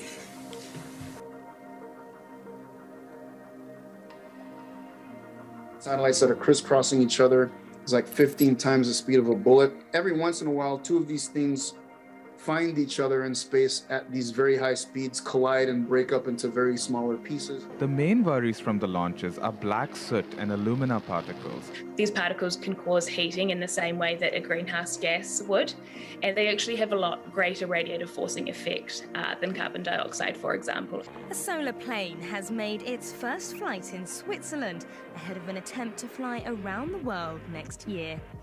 What happens next is up to every one of us. The aerospace sector has long been a symbol of human ambition and technological progress. From the first powered flights to missions beyond the Earth's orbit, it has reshaped how we connect, explore, and understand our world. Yet today, this same sector stands at a critical crossroad. Aviation and space activities contribute to climate change, resource depletion, and environmental degradation, raising difficult questions about how progress can continue without compromising our planet's future. As global climate targets tighten and sustainability moves from aspiration to necessity, engineers and scientists are challenged to rethink how aircrafts are powered, how space missions are designed, and how innovation can align with environmental responsibility. Hydrogen propulsion, electric flight, and sustainable space operations are no longer distant concepts. They are active areas of research and development, led increasingly by young engineers and interdisciplinary teams pushing the boundaries of what is possible. Today's discussion brings us to the heart of this transformation. We will explore how engineering, policy, and sustainability intersect with aviation and space, and what it will take to ensure the future of aerospace is not only innovative, but responsible. To guide us through these questions, I'm honored to be joined by two speakers who are shaping the next generation of sustainable aerospace solutions. Hello, my name is Zeelan. I'm a 12th grade student at ISRL and a member of the YFS series team. I would like to welcome you to the panel, Our Responsibilities Flying into the Future. Joining me for this session, I'm honored to welcome Lars Meyer and Emmanuel David, experienced professionals who are driving innovation in aerospace engineering and advancing sustainable technologies for aviation and space. Lars Meyer is a young engineer and a student leader focused on sustainable aviation. He serves as the team leader of the Celsius H2 Sling project, where he leads the development of hydrogen fuel cell aircraft concepts aimed at achieving climate-neutral flight. Emmanuel David serves as the executive director of the EPFL Space Center, and she has been leading interdisciplinary space research initiatives, promoting sustainable space technologies, and engaging with international space organizations and policymakers on space sustainability and innovation. The first 25 minutes of this session will allow our panelists to answer the questions I've prepared and openly discuss them, with the remaining time allowing you, the audience, to ask any questions you have about our responsibility flying into the future. We will now begin with our first question. Emmanuel, for those in the audience who may be unfamiliar with your work, can you give us an overview of the EPFL Space Center and its role in advancing sustainable aerospace technologies? Yeah, thank you very much. So EPFL is the Swiss Institute of Technology in Lausanne, and the Space Center is there to push space-related education, research, and innovation. So education, students at EPFL can specialize when they do their masters in space technologies and follow some of the classes there. And so I teach 2 classes on spacecraft design and 1 on space sustainability. But they also have the opportunity to participate in student associations. There is a EPFL rocket team, a rover team, a spacecraft team also. Asclepius, they do analog missions. And so all those associations, students can work from their first year of bachelor's on hands-on projects linked to aerospace engineering. They have access also to prototyping facilities where they can build everything. And I think some of the associations, they also have projects where high school students can also be involved. So if it's something you're interested, you can also look at it and maybe have a small team within your high school to participate. So that will be the education part. But then we also work with the laboratories to apply the research on space. So like materials research, how to build like materials for space, materials that are more sustainable, but also telecommunications solutions and all things like this. And innovation, we work a lot also with the companies, the industry that are building spacecraft, developing spacecraft here in Switzerland, but also in Europe, and also to have this exchange and those opportunities, because there's a lot of jobs that are coming in the sector, and in Switzerland, in Europe, and worldwide, and it's very important also to have this link. Thank you. Switching perspective from a student perspective, Lars, you lead the H2 Sling project focused on hydrogen-powered aircrafts. In simple terms, can you explain how the hydrogen fuel cells work in an aircraft, and what motivated your team to choose hydrogen for this project? Sure. Thanks, first of all, for having me. And maybe I'm a student at ETH Zurich. I studied mechanical engineering, and part of mechanical engineering, you have the possibility to apply to projects. This is racing cars, rockets, and our project is called Celsius. We've been founded in 2020. Then we had 2 years where we developed the first electric aircraft built by students worldwide. And then during the development, it kind of crystallized that electric aviation has the same advantages and disadvantages as an electric car. So heavy batteries, which is not great for a plane. You got long charging hours, which is not great for a plane either. And you got short flight times, which is not great for a plane either. So we started to think, how can we kind of solve those 3 issues by sticking to all carbon neutral flight? And then we decided to go with hydrogen. And hydrogen, you have like 2 possible ways. You can burn it in a turbine or in rocket engines, for example. Or you go to the way with the fuel cell, and the fuel cell is basically just like a big reaction chamber. We have on the one side air, and on the other side you have hydrogen, and then you produce water and electricity, and no emissions at all, besides water vapor. And then you use this electricity later to power an electric motor. For both of you, aerospace engineering faces a dual challenge of innovation and environmental impact. From your perspective, what are the main technological or regulatory barriers to achieving truly sustainable air travel? Emmanuel, would you like to begin? Yeah, so I can give my view on space technology. So space, as you can imagine, we think it's far away, and space is infinite. However, we use some specific orbits. So like highways, because of the law of physics, maybe some of you have majors in physics or follow this, so it means you rotate around the Earth, and then you can only stay in this orbit. So that's very important, because you have type of highways, I would say, and areas where all the objects are at the same place, more or less. And the other challenge is they go very fast. So an object in a low Earth orbit, so it means between 600 and 800 kilometer altitude, will rotate at a speed around 9 kilometers per second. So they go also very fast, which means that until, I would say, the early 2000s, there were not so many objects, but the traffic is increasing a lot. Does anyone has heard about Starlink? Raise your hand if you know about Starlink.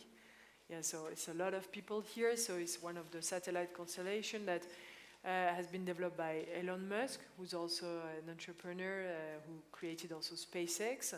And you have thousands of satellites that provide also internet.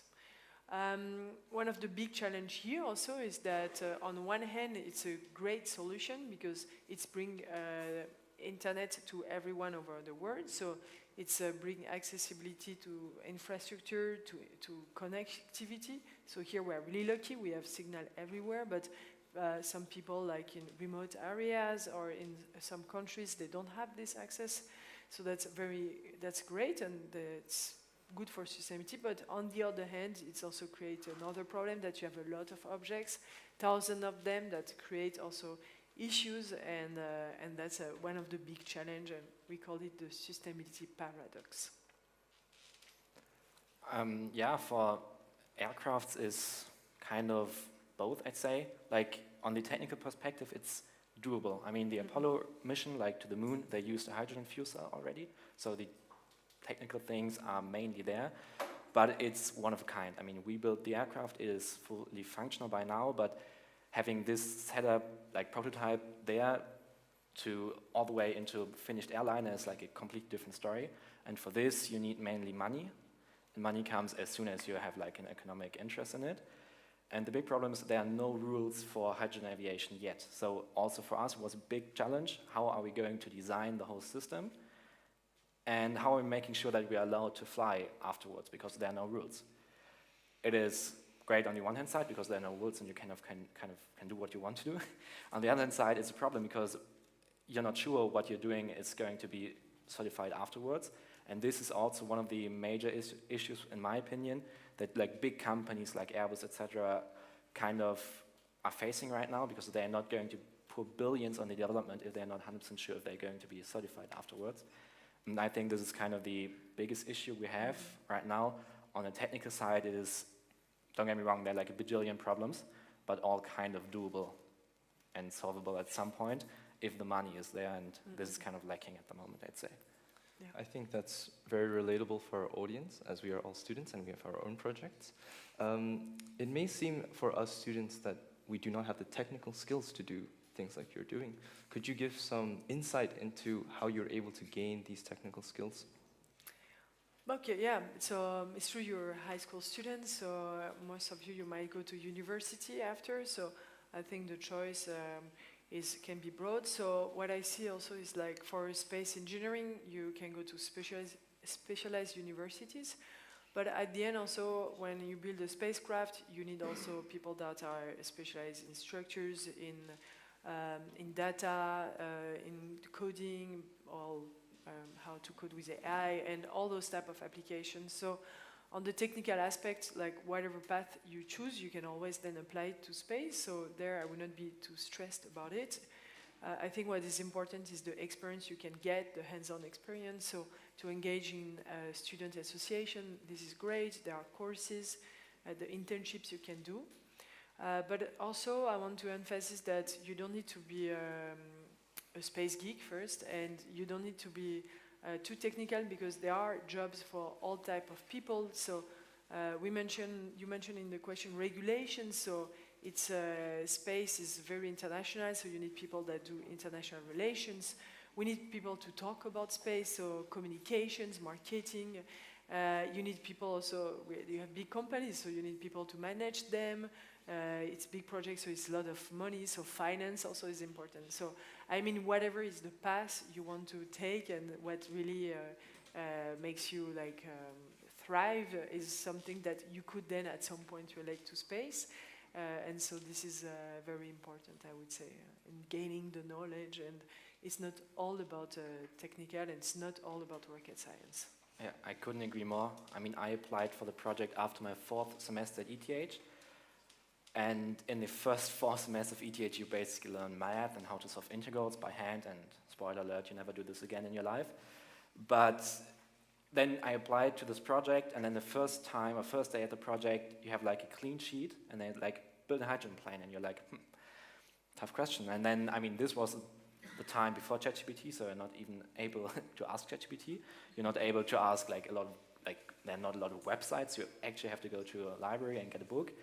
And then I started designing the thermal system, then get into the cold controls and coding, and then did also mechanical stress in my second year, then manufacturing and all the rule setting and safety systems. So I did like a lot of things, and every time I started, I had no idea.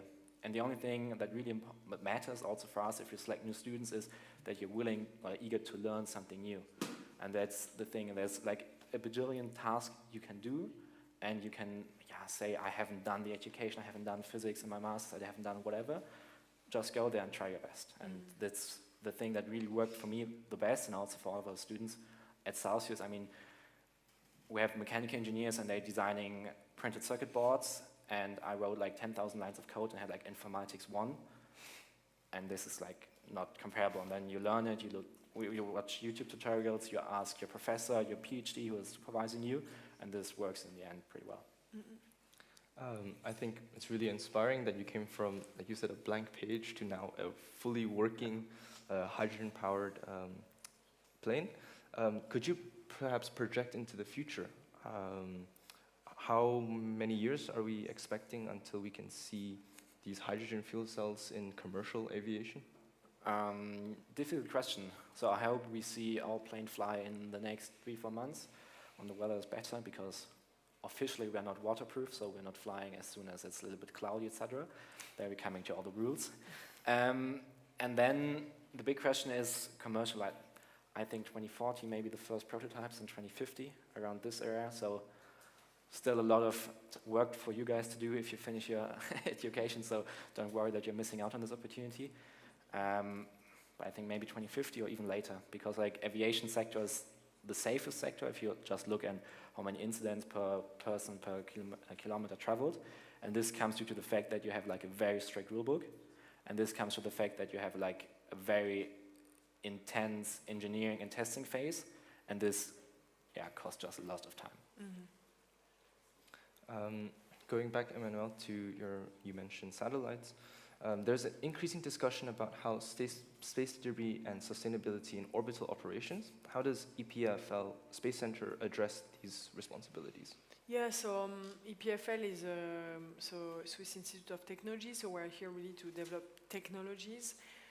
So one of the big examples is like to remove space debris, and actually there was a creation of a company called Clear Space, which is based near Lausanne in Renan, and their goal is they develop a spacecraft with 4 robotic arms that can go and grab an object to make it re-enter. So you need to imagine also as if today when we go into space, you go, if you want to go somewhere, you go on the highway, and once you arrive to your destination, you leave your car on the highway, and then everything is very crowded. And so you need to have those tug cars to remove them, and this is one of the concepts, and actually Clear Space is one of the few companies worldwide that has such a concept and are aiming to fly in the next few years. So that is one example of technologies that we are developing. Another one, which is very interesting, is that you can see a lot of objects. I think who has already seen a satellite flying at night? Yeah, a lot, exactly. What is very interesting there is that when I was a child, you could not see the satellites, but now it's normal. And someone even told me the story actually when my grandmother was a child, when she could not see planes in the sky. And now for us, we cannot imagine not seeing planes. So this will come more and more. And there is a team of researchers, actually from astronomers, because they have telescopes that look at the sky and the images. And then they are developing algorithm to track those satellite tracks and to link it to a database where you know where are the other objects. And so in that way you can also track. And so if you track, you know where are the objects, and you can also enhance the space traffic. And this is using a lot of artificial intelligence, some coding, but it's, I would say, very interesting and very complex thematics, and that also combine computer science, astrophysics, so that's very interdisciplinary as well. So those are 2 examples of technologies that we're working on. I think in both of your projects, there's a lot of collaboration needed. For both of you, so collaboration is critical in aerospace innovation. How do interdisciplinary teams at both Celsius and EPFL Space Center work together to ensure that sustainability remains central to the engineering project? For us, it is quite hard to work with other teams together because there are not really other student teams doing it. There's one team in Delft, but I mean, obviously I have to say we are better, but we are the world's first hydrogen plane, so I'd say we have like a little bit of advantage. But besides this, there are like 3 or 4 companies in the world developing it, and it's like very gatekeeping their achievements and ways to kind of fix problems. So it's hard for us to get like knowledge from them. One point. The other point is like a lot of people are like, well, if Airbus isn't building hydrogen-powered planes, so you won't do it as well, like you're not capable of doing it. So it's also very tough for us to prove to the world that we are actually kind of students. I mean, we are like 20 years old, but still we are capable of doing it. And this is the one thing that I kind of miss. We have the big chance that Pilatus Aircraft, like they're building private jets, maybe you've heard of them. We work very close with them in terms of everything which is like an aircraft. So how you're building a new, like we have to build a new engine mount, how you're building this. They manufactured it for us because you need like a certified welder, you need like a test bench which is certified as well. We're coming out to the rules again. So we are kind of happy that the classical aviation industry is interested in how we're doing it, and they're helping us in the classical aircraft design phase. But on the new hydrogen phase, it's very, very hard for us to find people who are willing to work with us. So how we do interdisciplinary projects? So I would say interdisciplinary is key because in a spacecraft you need you have all the subsystem, and you have someone who's developed the propulsion system, the power system. So it's a lot of competency. So I would say on that you always have a person in the team called the system engineer that is there to coordinate all those people. So that's very important.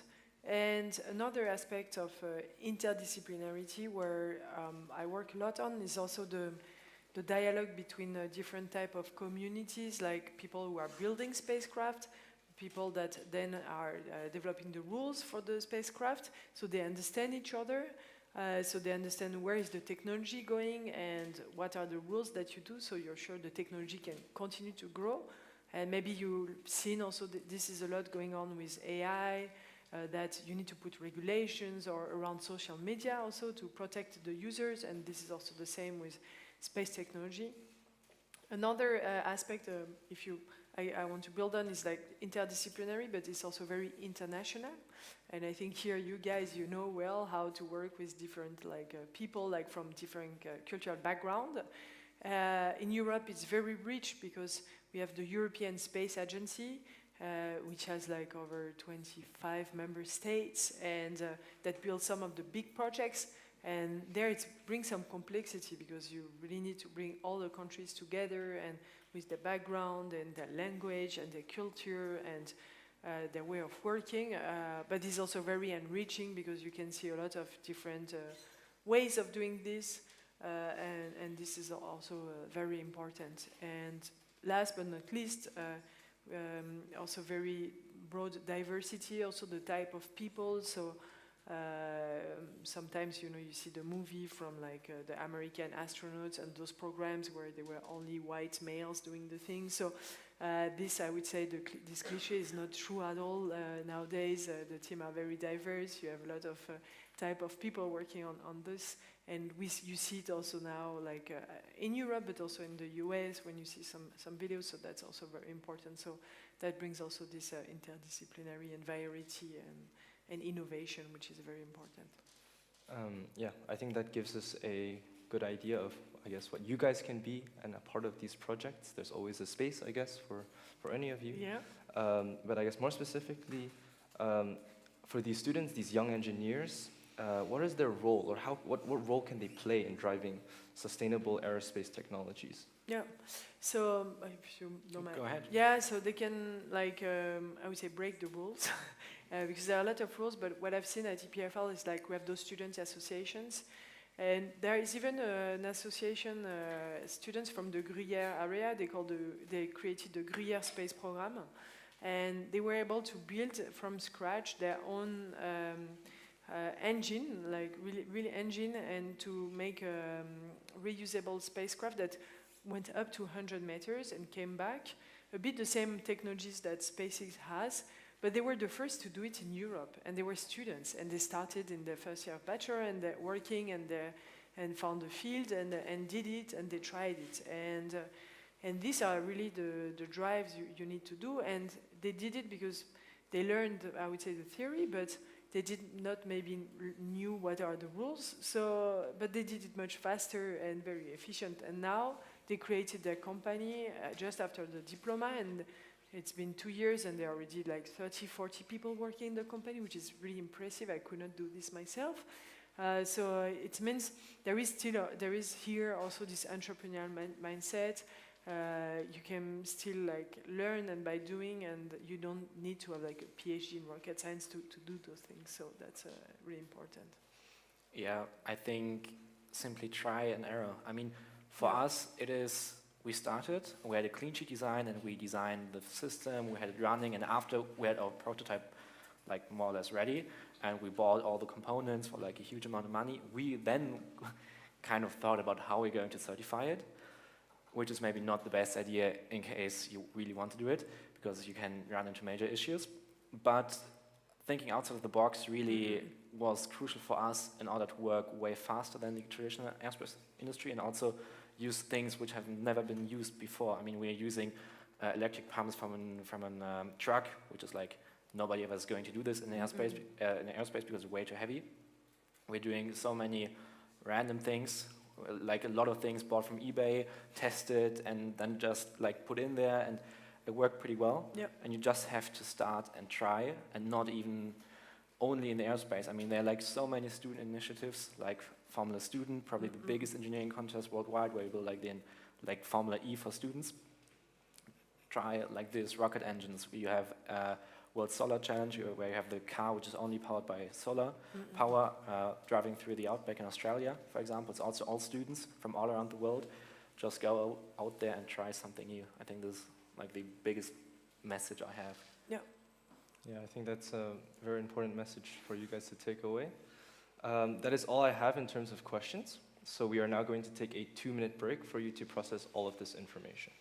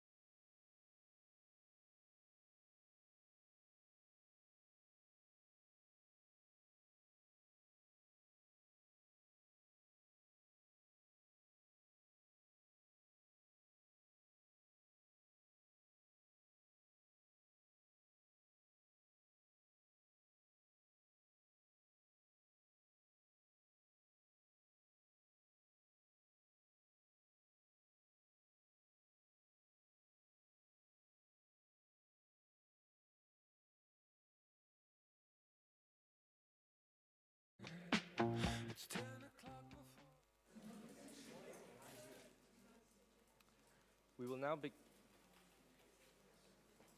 will now begin with questions from the audience. I would ask that you please stand up, state your name and school, followed by your brief question.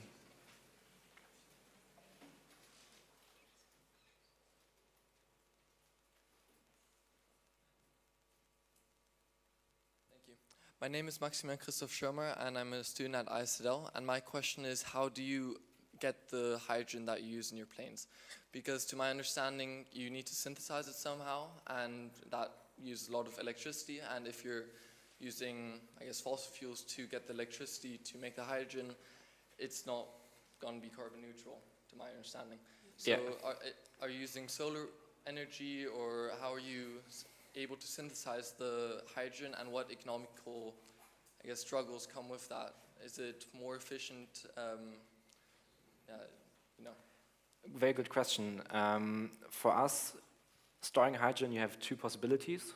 You can go gaseous or liquid. Liquid is around minus 250 degrees Celsius, so we decided not to do it because it comes like with a lot of challenges. And we went the way with high pressure storage. We store our hydrogen around 700 bars, which is also the automotive standard.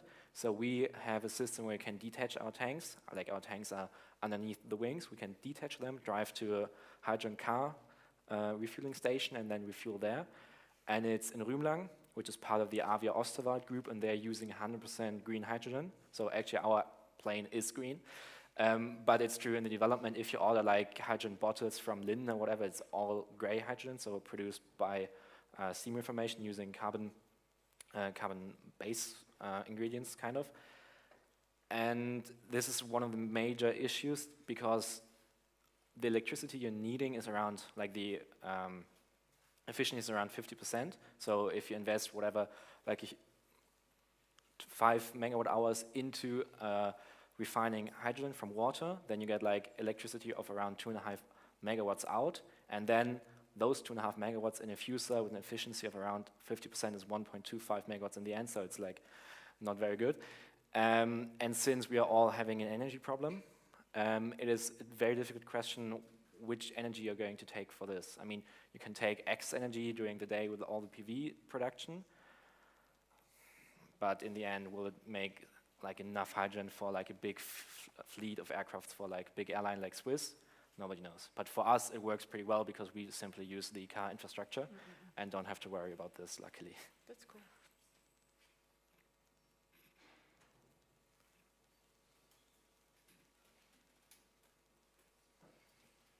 Hi, I'm Sam. I'm from the International School of Luxembourg. So given that aerospace is still relatively lightly regulated compared to other industries, how could international sustainability standards realistically be created and enforced? And then also, how might we make sure that these standards are environmentally sustainable, but also economically sustainable, such that monopolies, unregulated monopolies aren't created and it becomes inefficient? That's a very good question. So I can talk about the space industry. So internationally, there is 2 places where you can have type of regulations for space. So first is at the UN, and you have the Committee for the Peaceful Use of Outer Space. And between the 60s and 70s, few treaties were signed, and treaties are called as a hard law, meaning that a country that signed a treaty has to comply by the rules of the treaty. And but then with the time, it's also sometimes there were more and more people like involved in the discussions on space topics. And now in the Committee of the Peaceful Use of Outer Space, I think you have around 100 countries. But they came out in the last decade with the long-term sustainability guidelines, which are like principles and standards for how to operate more sustainable missions. And that country that signed those guidelines, they will do their best effort to implement them either in the national regulations or when they develop also such missions, and that gives also first standards. And now all those countries are working together on how to implement those guidelines. So that's one part. And the second part of the question, which was a very good question, is how we ensure that we can be environmentally sustainable, but also it's still like don't hinder the economy. And I think there we are really at a way. So we have an economy which is based on growth, and we need to build more and to sell more again. And then there are some thinkers, they want to go towards an economy which is more circular. And this we can also apply it to space technologies, but you need to think also differently. But I think it's a big shift that like the whole society and all humanity needs to make, because you have some limits. We are still going to space, but we use resources on Earth to build the satellites, the materials are on Earth, the propellant are on Earth, then we go to space, so we need to work within those limits and be mindful of that. But I would say that one aspect is to lead by example, and at the end also, if you don't comply to the sustainability principles, you will not be able to operate in space, and then your business is also dead. So some people, you can talk about safety also, or resilience, and this might be more like in line with like for economic drivers. So I hope this answers your question. Yeah, and in the aviation industry is, I don't know, honest answer. I mean, the problem is you have like two big authorities for the technical things. It's the FAA in the US and the EASA in Europe. And then as soon as one of those two big authorities sign off like a new aircraft, for example, the Boeing 777X, which is about to get certified, normally all other authorities just check the box. So this is how it works in a technical perspective, and the Europeans are kind of eager to develop something in terms of hydrogen, and the Americans are not caring too much, let's put it this way. And then also on the economic side is, I think the European Union wants to enforce, starting at 2030, 2035, something around this, if you refuel an aircraft within Europe, you have to fuel X% of sustainable aviation fuel, which is more expensive. And fuel is one of the biggest kind of cost factors in terms of commercial aviation. The problem is big markets like the US or like basically everywhere else, nobody cares that much about it. And this comes with a huge disadvantage for the European airlines, for example, Lufthansa, etc., which operate globally. So this is going to be a very interesting fact, especially they are operating at, like Lufthansa, about 1% profit margin on a flight, which is like nothing.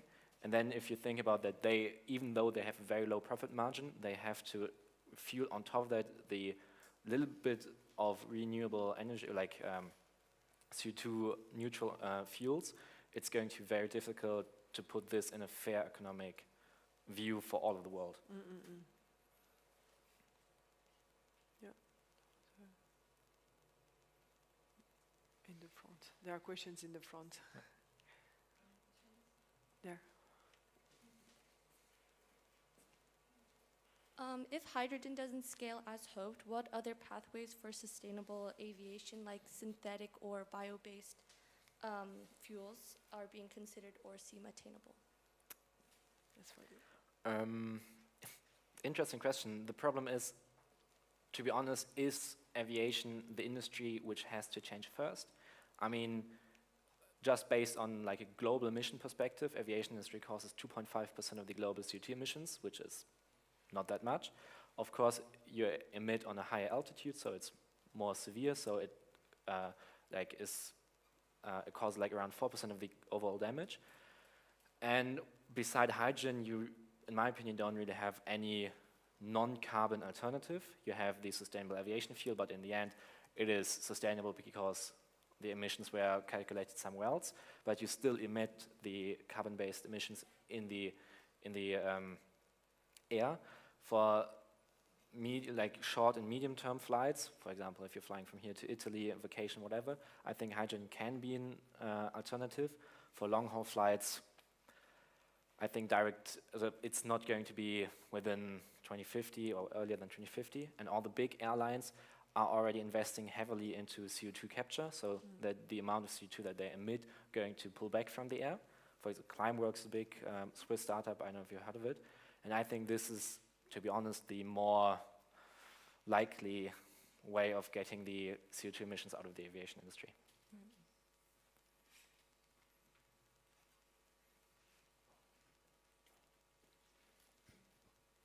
So I'm Matthew from Institut Florimont in Geneva. My question was for Mr. Meyer. So to my understanding, the hydrogen fuel cell is a redox reaction, so it leads to the production of water vapor, as you correctly said. And water vapor is still a greenhouse gas, so do you just reject it in the atmosphere again, or what do you do with it? Yes, the water generated is an interesting question, because you need the water to condensate in order to humidify the membrane, so which connects both of the reaction chambers. So you have it as you want to liquefy it. And then what we're emitting right now is just like hot water vapor, which is still emitted, and also condensated water. But this is about it. And also kind of excess hydrogen, which is also 5 times severe than CO2 emissions. Nobody talks about this, but you still have some excess hydrogen going out in the exhaust, which is more severe than CO2, to be totally honest here.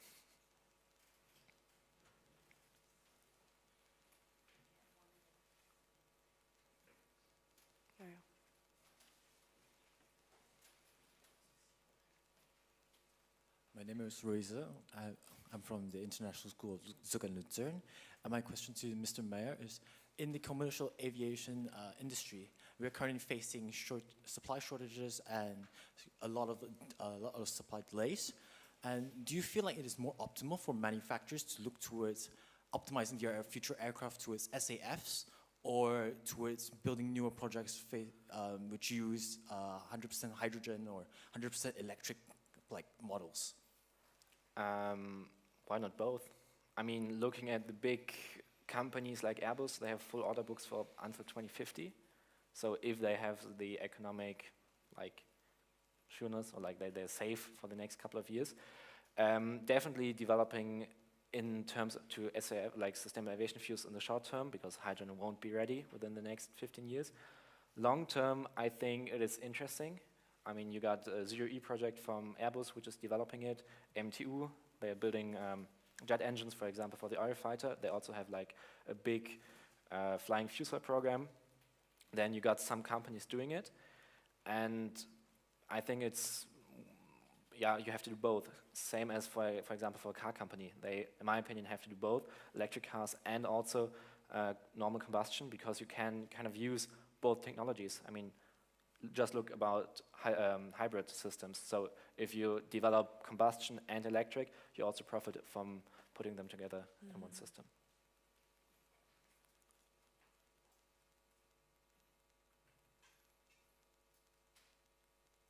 Yep. Hi, my name is Andrew. My question is for Emmanuel. Can you explain to us how many, satellites are in space, and are we talking about like thousands, and do they get recycled, or do they burn, does a normal satellite burn up as it comes back into the atmosphere? That's a good question. Thank you. Yeah. So actually I was looking the last numbers that we have from the European Space Agency, that you have currently over 12,000 active satellites. And this figure is interesting because like 5 years ago you had 3,000 or 4,000 as active satellites. So most of the satellites, the 8,000, 9,000 are from the Starlink constellation, but other large constellations also. So the satellites, either at the end of their mission, they stay in space, but otherwise they can be in when they are in some of those protected areas or regulated areas, such as low Earth orbit that I was mentioning, up to 2,000 kilometers altitude. They need to comply to a rule to deorbit within like 5 to 25 years, let's say. And so then deorbiting them means to make them burn in the atmosphere to re-enter. So either you burn totally in the atmosphere, or you can re-enter and then you touch the ground. So today the preferred option is when they burn in the upper layer of the atmosphere. But you have, I was looking actually this morning, like since we are now 15th of June and of January, sorry. And almost every day you have an object that re-enters. A lot of the time is a Starlink satellite. And all those elements, they burn and they stay in the upper layer of the atmosphere, and they can have an impact on the climate. We don't know yet which impact, but it could be good, it could be bad. But then it's a lot of particles also that are in the atmosphere and can also endanger the ozone layer. So this is a risk also. So of the objects that re-enter, and then the other. Otherwise, there are also the possibility to do a direct re-entry. So it means you do you do a last burn, so you know exactly where your spacecraft should enter, and usually we aim to just re-enter in the atmosphere, in the ocean, but then we all know it's not so good to put all those things in the ocean. So it's a big issue actually, and that's why you have projects that want also to reuse, to recycle, to also make the life of those objects also longer, to refurbish them, to repair them in space, such as when you have a computer and you don't use it anymore, you can still change your hard drive. Maybe you can rechange the battery and someone else use it. And that's what we need to do also in space, that you can reuse an old satellite. And actually people are doing this. They sell the satellite to another person that can also then use it and for their purposes, but not so much yet. And I think there's a lot of progress to be done in that aspect. Yeah, in the front there is the young lady.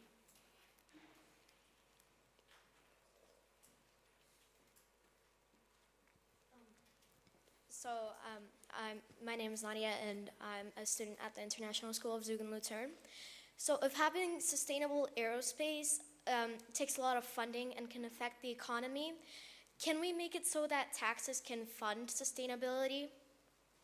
Or like if it has already happened, like which areas is it, you know? Yeah. And actually you're totally right. And it's already the fact that taxes, they fund it.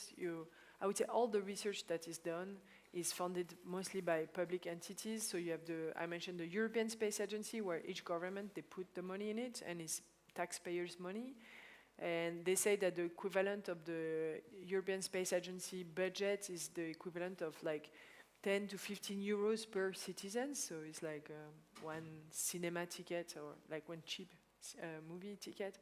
And the European Union also, they invest also billion, and this is also from taxpayers' money. And it's true that without this money, it will not happen, and it's definitely not the private sector that are investing in sustainability today. Unfortunately, this is all the time we have today, as this session is now coming to an end. I would like to thank the audience for your questions and participation, as well as the panelists for sharing their experiences and insights into our very important topic. Please join me in giving the panelists a round of applause.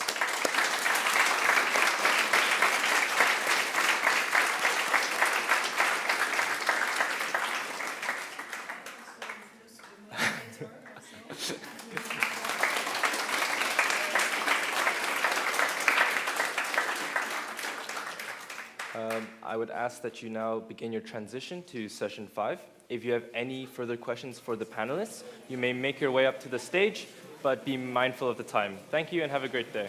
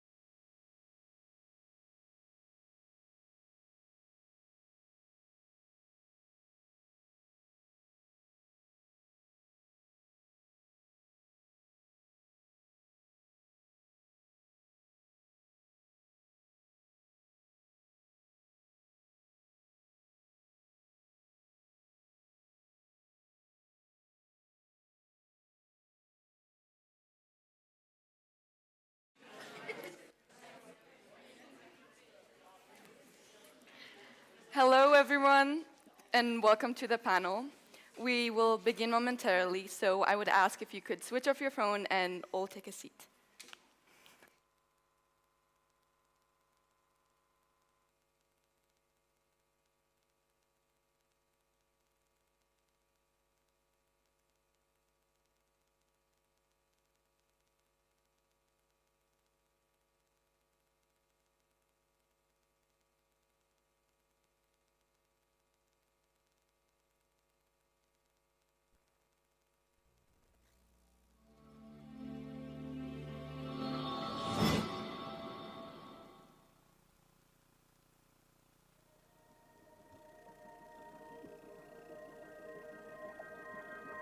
I say put mental health first, because if you don't, then you're not going to enjoy your sport and you're not going to succeed as much as you want to. So it's okay sometimes to even sit out the big competitions. If you need help, ask for help. I asked my coach and he helped me a lot. If I didn't talk about my depression, maybe I wasn't doing judo today.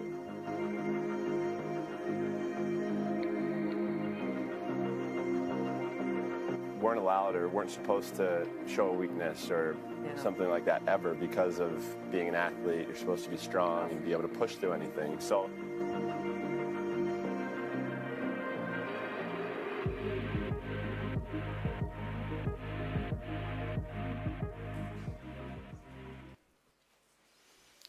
in the last couple of years, the sports world has been transforming, healing in a way from something that was once seen as a taboo.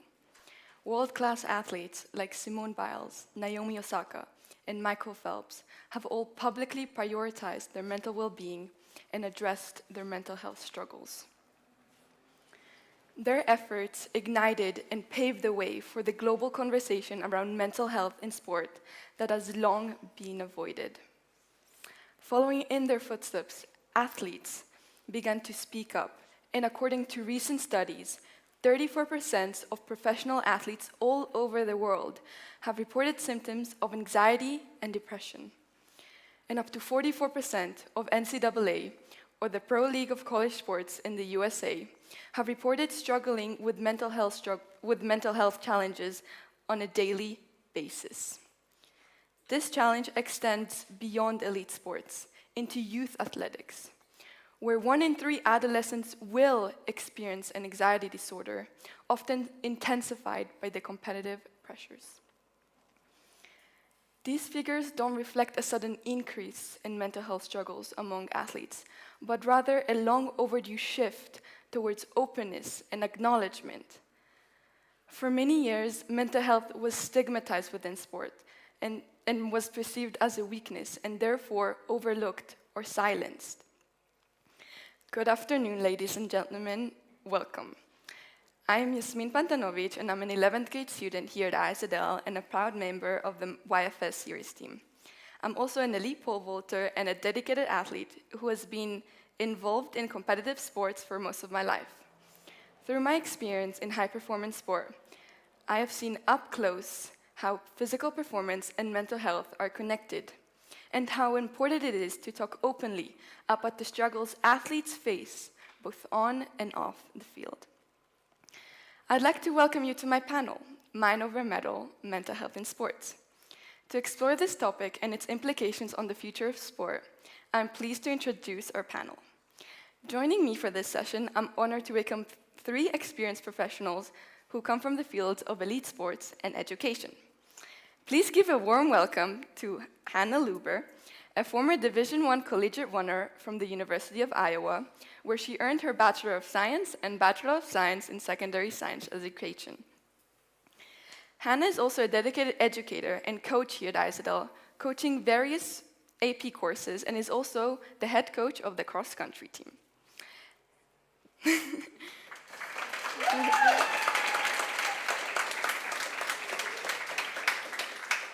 Next, I would like to welcome Julio Puente, a runner and a skateboarder, placing at many prestigious competitions, and also a former Division I soccer player at the University of Texas at Austin. Apart from his sporting career, he has a Master of Education in Educational Leadership and coached cross-country, track and field, and tennis athletes in Costa Rica. And lastly, he's currently teaching AP Psychology and IB Economics here at ISADL, bringing a focused approach on mental health, grit, and positive psychology into both the academic and athletic fields.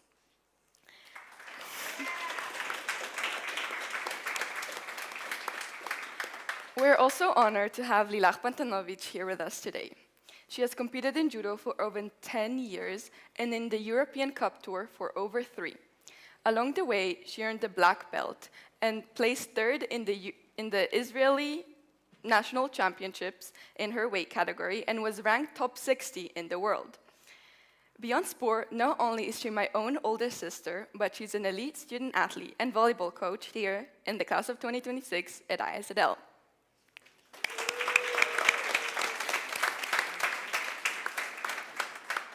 Now that we've met our wonderful panel, I'd like to explain how our session will run. The first 25 minutes of the session will allow our panelists to answer the questions I have prepared for them and discuss them openly, with the remaining time allowing you, the audience, to ask any questions you have about the topic. So, let's begin. As we know, mental well-being is a significant part of sports and closely tied to performance. So to open up the panel, I would like to ask everyone for a quick one-sentence response regarding your opinion in mental health in sport. Starting with you, Hannah. What is one common misconception about mental health in sport? That we should picture our competitors or rivals as our enemies. Thank you for your response. What about you, Julio? What do you think? I'm gonna go here and quote Coleman Roberts, which was the first sports psychologist almost 100 years ago for the Chicago Cubs. He says that any competitor who steps into the competitive field is a combination of the body and the mind, and I think that that's something that in the drive of winning we forget. Thank you very much. What about you, Lilach? I think that one is that athletes who are very tough physically and strong are also the equal amount of mentally tough, have the same amount of mental toughness. Yeah. Thank you all very much for your responses. Now I will segue into our first topic of the day, which is performance pressure and anxiety. Pressure and anxiety are often viewed as barriers to performance. Yet, under competitive conditions, they can also be harnessed to support performance. I'm curious to hear from your perspective, Julio. From a more psychological approach, is there a way for athletes to reinterpret pressure or anxiety in a way that supports performance rather than undermines it?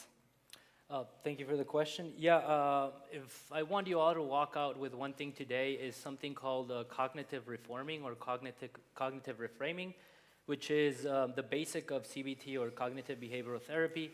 And that is that anxiety and excitement physiologically are the same thing. So what I mean by this is that when somebody is anxious or when someone is excited, your body reacts the same way. You have an adrenaline rush coming from your adrenal glands, your blood is rushing through your body, your heart is palpitating faster, your lungs are breathing faster. So anatomically, physiologically, it is exactly the same response. So what actually changes and hinders our ability to perform is not the sensations that our body feel, but how we interpret those sensations. And so here we have a constant battle between sensation and perception. If you perceive that as something is gonna go wrong, then that particular body reaction is gonna hinder your performance. But if we perceive that as my body is getting ready to perform, then that is going to enable you to perform a lot better, because in sports, we do need that rush of blood flowing through our muscles. We do need our lungs to go ahead and have max capacity. All of these things allow us to perform better. And so you have to reimagine or rethink about what this feeling feels like and change from anxiety to excitement. And then the other thing that I think I want you to walk away from is pressure is not bad. If you've ever felt pressure, whether you're taking a test or you're going to be in a competition, what it means psychologically is that you care about the performance and you care about the outcome.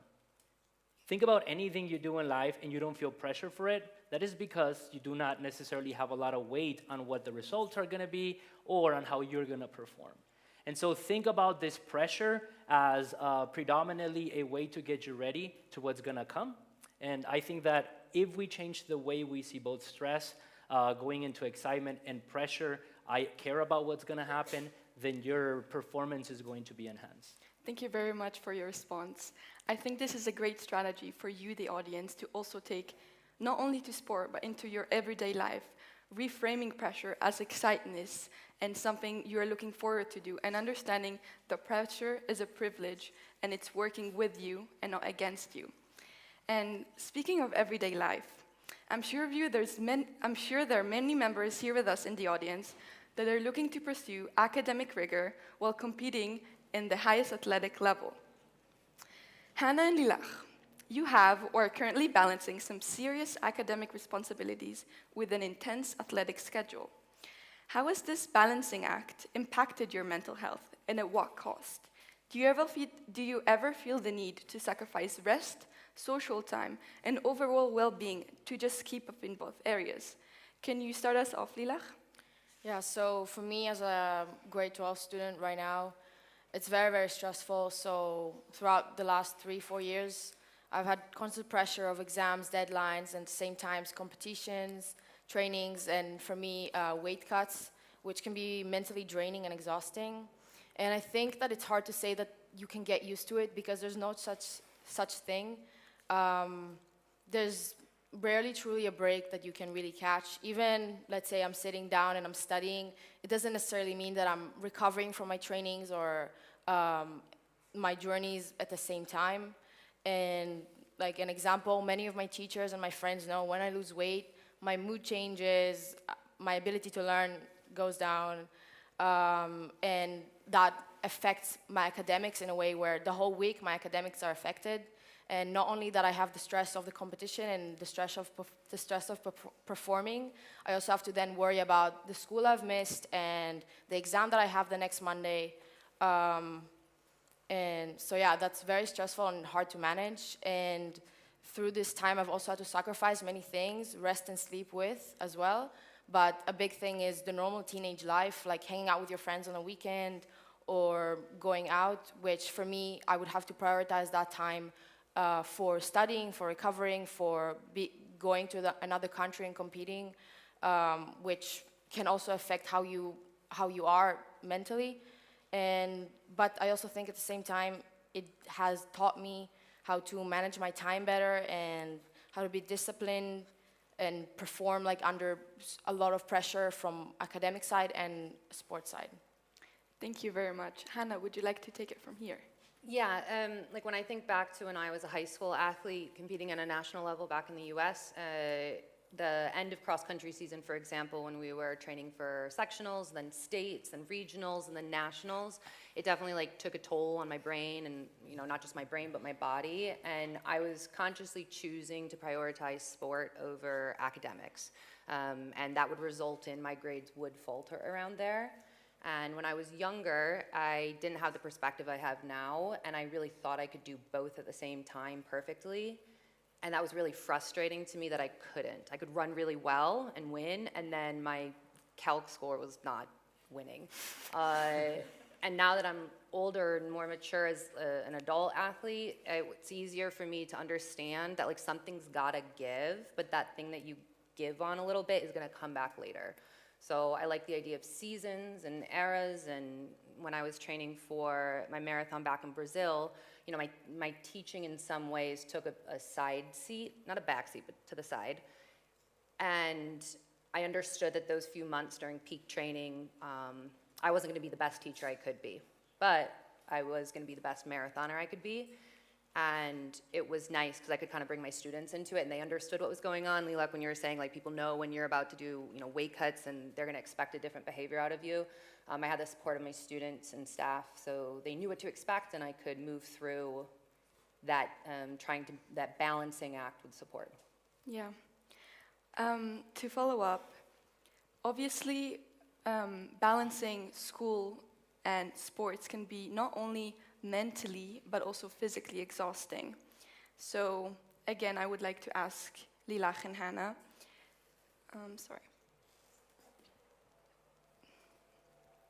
how do you distinguish between working hard to succeed, whether it's in sport or in school, and working yourself towards a breaking point and burnout? Lilach, would you like to start off again? Yeah, so it's quite hard to distinguish because many coaches, my coaches as well in this sport, you have to be very tough. So if something hurts or if you're tired, like, it's not an excuse. But at some point, and yes, to succeed, you have to push yourself to your limits, but at some point, those limits can affect you long-term, mentally or physically. It can lead to, if you push yourself too much, it can lead to injuries, like, that affect you long-term. So you really have to be aware that, yes, push yourself to your limits, but also, like, distinguish when it's getting, like, I can't take this anymore, I am gonna get injured, or I am not gonna come back up from this. It's gonna take me a while. So for me, it's like when I start to notice that I am extremely irritable, or I get way more injuries than usual, or I'm just not enjoying going to training anymore, then I take a moment to myself and say, okay, like, what can I do now, and what's going on in my life? What do I prioritize first to not get this exhaustion that just, it's hard to come back after. Can you, Hannah, tell us a bit about your experience with burnout? Yeah, I mean, I've hit that a few times, right? I think we all have, whether you're in middle school or in high school or a professional, you do reach these moments where you feel like your attention and your energy and your patience is like this small. That's a good indicator for you're reaching burnout. Like, in the last 5 years or so, I've felt comfortable using other people as like a measuring stick for how I'm feeling. Mm-hmm. And so if Julio, mentioning that I might be on edge a bit more and so forth, like, I trust his view on how he sees me, and that can be an indicator for, like, okay, maybe I've got to, like, slow down a bit. It could be friends, it could be family, but it can be really helpful to avoid burnout by creating a network of trusted people that can kind of tell you when you got to slow down. Because it can be really hard. I think any of you guys in the audience that are athletes, it can be so hard to realize when you're in that stage until someone says, yikes, dude, you got to chill. May I add something? Yeah, of course. So I mentioned earlier about the way we perceive external stimulation from sports, and I think there's something to be said about this. We also have to understand that when that stress is coming from an overwhelming quantity of training, for example, or expectations both from your coaches or from certain outcomes before, especially like we have elite performers here who, when you win, the next event, it gets even more pressure to continue this particular winning streak. And that stress creates more tension within the muscles, creates your blood to not flow adequately, and that is exactly what anatomically, physiologically leads to these particular injuries, because your body is so tense that the pressure, that perceived pressure and added pressure from performance and from training is going to get you more injured, right? And so I think that there has to be this kind of peaceful relationship between how much your body could physically take, because if not, additional training is only going to hinder your performance altogether. Hannah, you mentioned earlier that you always want to perform best, both academically and in sports. And I want to build off of that into our next topic of perfectionism. So perfectionism, to some extent, is present in every athlete, striving for excellence and wanting to achieve goals that we have set for ourselves. However, the psychologist Dr. Ann Wilson-Schaaf has stated that perfectionism is self-abuse of the highest order. Julio, do you agree with this statement, and to what extent do you believe that perfectionism can be healthy before hurting the mental well-being and overall confidence of athletes? In short, I agree to some extent. In psychology, there's two types of perfectionism, and I think one of them is the one that she's referring to. We have something called maladaptive perfectionism, and this is the type of perfectionism in which we're extremely self-critical about the outcome of our performance. For example, if we're running a race and we did not win, the thoughts that come to your head is, I am not good. And so you have a judgment of your individual worth, and you're attached to that particular outcome. And in that case, when outcome is the main judger or the main measuring stick for who you are as an athlete, then that level of perfectionism is bad and is what she's referring to. However, I do want to go ahead and state that there is another type of perfectionism in psychology, and that is adaptive perfectionism. And in this, it is the strive to be perceiving excellence. In this situation, when an individual loses, that loss becomes a self-reflection. What went wrong? And then it allows them to think about the next competition as another opportunity to try and challenge themselves. And this type of perfectionism, from an athlete perspective, is going to drive them to always be a better athlete and to always strive for better performance. Thank you very much. Yeah, I think this is another great takeaway for you, the audience, to again reframe perfectionism into a new opportunity rather than the standard that you have to perform at. Moving on to a different but still very important topic around mental health in sport, and is the stigma surrounding it. As the world continues to develop and advance, the conversation around mental health has become more publicly open, which is very different which is a very different situation from a few years ago. Hannah, I'm interested to hear your thoughts about some of the differences surrounding the stigma from before and now. And do you believe that the infrastructure that we have today with mental health and psychology would have made a difference in your performance back then? When we were kind of planning this panel and the questions, at first I had this whole, oh my gosh, there's so many more resources out now than before. Hearing your story about it being a high school athlete now and the access you have to mental health resources, I was like, man, I wish I had a mental coach when I was competing at this level in high school. And even when I got into university, I struggled a lot with mental health. You know, I went to university to run. I was recruited for the cross-country and track team. The scholarship was what allowed me to afford to attend that university. And because I hadn't built up my own independent skills to understand and cope with work with my mental health, I was unprepared. And I kind of fell into a depression. I had to quit the team because I wasn't performing. On top of that, I lost my scholarship.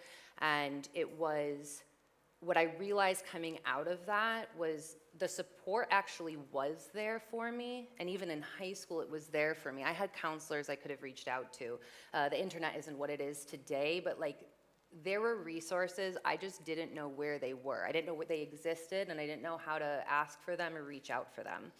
And so I think those resources are even more accessible now to athletes.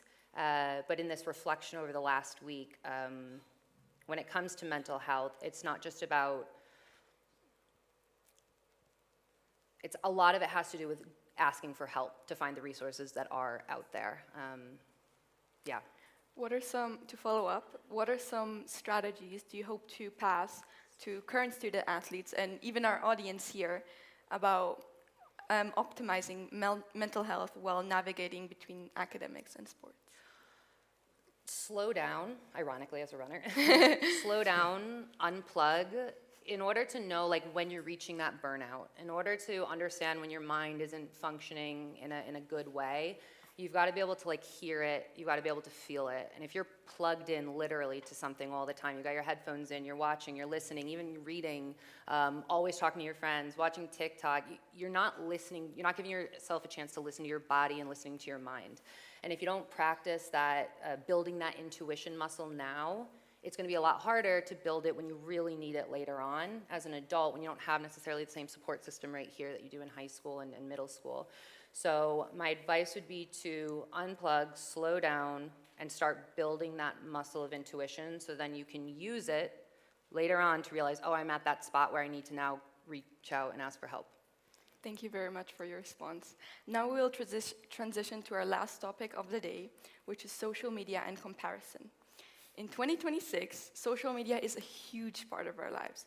We spend lots of time, maybe more time than we should, scrolling through social media platforms like TikTok, Facebook, and Instagram, which solely highlight the utopian lives of others. Lilach, how does the constant exposure to these images of perfection influence athletes' expectations of themselves, and how does that affect overall mental health? I think that social media can have both positive and negative effects on athletes. and the way they perceive themselves, but it very depends on the way you perceive things and how you choose to take what you see. But yes, the constant exposure to the perfectionism that is portrayed on social media, where they don't show their bad training days, when they fall, when they get injured, when they got the flu, or even a bad grade. They never show these things on social media. And only seeing this perfect life and saying, wait, like, I'm not like this, I just got a bad grade, it can really mess with your thoughts. Many times I see competitors of mine or girls my age that just won a tournament that I didn't, or something like that, and then I say, like, wait, why not me? Like, I'm fighting well, I'm doing everything, like, why am I not where they are? Why did I not win this tournament? And it takes a real toll on you of, like, why am I comparing? Because my journey is completely different, and maybe they don't have the same level of school stress that I have. Maybe they have different resources. Maybe they just won this tournament because they were better than me that day, but I could be better the next day.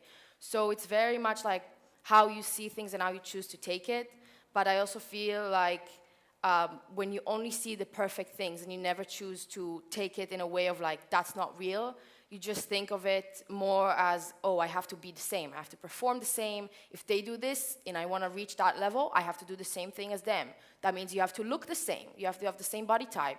It comes to body image issues where, for example, in my sport, I prioritize strength and hard trainings. Means my body will not look the same as the body of a ballet dancer. And I can't compare that to different bodies and just say, wait, my body's not like that, because I have different demands and my body is required to do very different things than other sports or other people. So you have to think about, we're so different people, there's no even reason to compare. And that's what I think it's important to take away, that, like, social media can be harmful, but you just have to learn that you're your own person and you have your own identity, and that's why you can compare, but you have to be able to say, we're completely not the same. And I also think that social media can be a positive thing. Like, I've seen things that inspired me and pushed me forward. I've seen interviews that inspired me, and I can use it to my advantage, but I have to really watch out what I see. And if I know that if I'm gonna watch this video, then I'm gonna think, why am I not like her? Then I just have to limit myself not to watch it, because it's just gonna be negative, have a negative impact on me. Thank you very much. Yeah, I think it's something also for you, the audience, to take away, to really use social media, not only in limitation, but really critically think what you want to show yourself. Do you really only want to see those perfect images that lead to these mental health challenges, or you can use it in a way that pushes you forwards and motivates you? So this is all I have in terms of questions, and now we're going to take a 2-minute break to allow you, the audience, to process all of this information and to ask any questions you would like to ask our wonderful panel.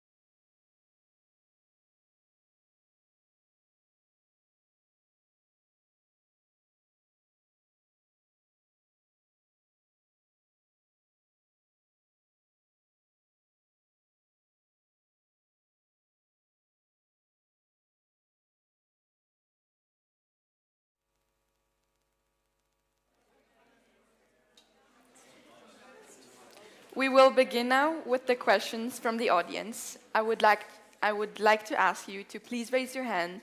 Then when you get selected, stand up, say your name and school, and then ask a brief question. And I will try to get through as many of you guys as possible.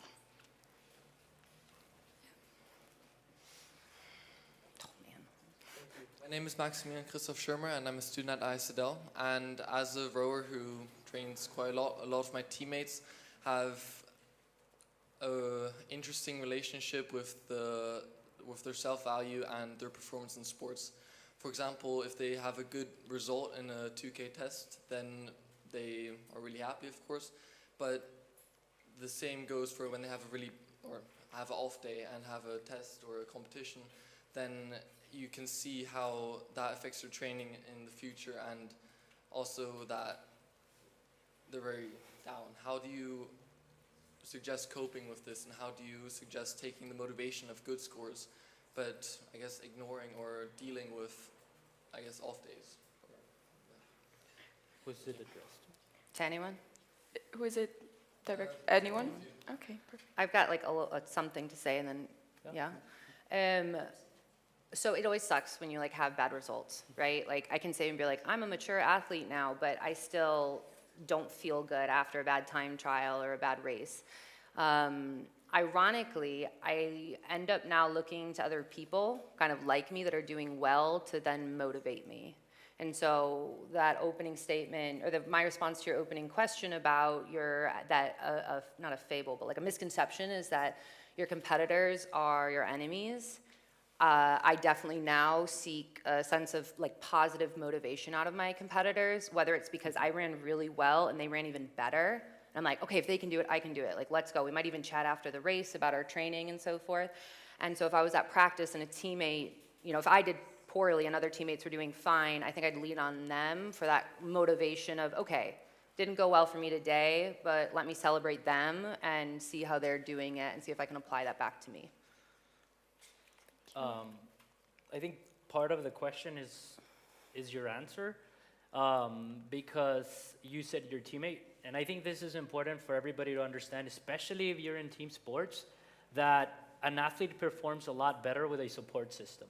And so if you are aware of these particular mental states in which they are in, I think showing support for your teammates, because at the end of the day, you're working to have a similar outcome.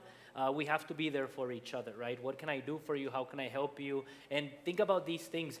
It's easier to have a cognitive reframing outcome when you're not suffering through that particular situation. So if you are aware of it and you're not in the same boat, then you could go ahead and allow them to like change the mindset, right? And I think that this is extremely important with team sports. And I'll give a personal example. I think it might also be age. When I was competing in the Texas Nationals for skateboarding, I was much younger, and it became this a dog-eat-dog competition, right? It's an individual sport, and everybody was out there to win. And so I couldn't go to another competitor to motivate me. And last year or a year and a half ago, I was in the finals for the Brazilian nationals, for the Brazilian regionals, and I told Hannah, like, there was such a camaraderie around the skateboarders that even if you fell at the end of your run, they would come up to you and like, hey, those first 3 tricks were good, you just have to relax. And mind you, these are the people that I'm competing against, right? So I think a lot of that is, if you are part of a team, be there to support your teammates. Are there any questions? Okay. My name is Sofia. I'm from Alte Kantonsschule Aarau, and as a volleyball player, I have a question to all of you. How not to blame every single lost game on yourself, but on the whole team, because it's a team sport. Yeah, I used to play volleyball as well.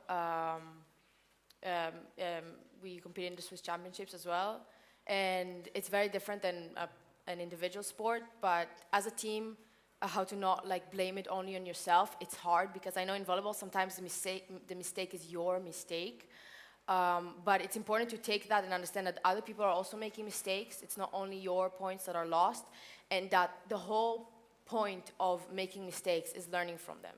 So, you know, you're not in the Olympics yet, you're not in the World Championships yet. Losing a regional game will not be the decider of, am I worth it? Like, is this, my life is over? Like, it's not that. It's that, okay, I made a mistake, I can still change it, I can still improve from it, I can learn from it, and to take those mistakes to like a good point, like Hannah said, like to look at it from a good point of view is very important, and understand that like if it's a team sport, then it's a team effort. If one person makes a mistake, it's everyone's mistake, because the next point you can also make a point. You know, in volleyball you can also make a point and it will be everyone's point. It's not just your success, everyone's success. So especially in team sports, it's the good thing is that you're not alone. And yes, you can take things individually to improve from making mistakes, but I don't think it's ever like good, or you should ever blame only yourself. I want to comment on that. Yeah, I think it's really, really important to also separate your value as a person from your performance, because at the end, your mistakes happen to everyone, whether you are a youth or elite athlete. Everyone makes mistakes. You're all human, and your mistakes should not define you. And even if you have a bad practice, bad competition, you were physically like perfectly ready, but you were not able to perform, that does not define you. The only thing that defines you is if you let that affect you and bring you down. If you continue forward, then that's already your win right there. Yeah, just to add, like if you did make a mistake on your own, like even outside of volleyball, maybe it was like on a test or something at school, you know, you'd hopefully seek out feedback from your teacher or from a fellow student, and then you'd kind of work on it to fix it. So if the mistake is a team mistake, not an individual mistake, then as a team, how are you guys going to work together to recognize and then fix whatever the mistake was? Have that fixing be a team event, not just an individual event. Thank you. Are there any questions from the audience? Okay, great. Hi, my name is Sophia. I go to Curie Academy. I also play volleyball. I think one of the biggest struggles for me, when I was playing my sport, was having bad coaches, because some of them were always for example, they were biased, they didn't listen to you, or sometimes they made you feel very down. And at one point, I also almost lost the love for the sport. So to hear from everyone, how would you say, how did you navigate through having bad coaches, or how from a psychological perspective, how would you encourage athletes to deal with that? Would you like to start us off, Julio? I've been there. I played varsity football since I was in 9th grade. And my senior year, I was kicked out of the team. And I lost my love for the sport. We had a transition and a change in coaches. And a lot of it was this old stoic belief in sports of no pain, no gain. And the coaches at that point, and I think even till today, we're in a transitional phase in which they felt that they had to make us feel bad to recognize our mistakes. And that is definitely not a proper way to coach, first and foremost. But you have to also understand, and I'm not justifying your coach, and I'm not justifying other coaches who think this way, but they were brought up in a scenario in which that was a way of coaching. And I ended up getting kicked out of the varsity team, and out of the high school, I was the only one who went up to play Division I eventually through open tryouts. How do you deal with that? First and foremost, don't take it personal. I go back to the first question. What another person thinks of you is not what is who you are internally. And so you also have to change this mindset. And unfortunately, the problem is that you cannot change your coach unless you change your team, right? And so I would go ahead and tell you that you're still going to interact with a lot of coaches that have this particular thought, but do not let that value who you are as a person.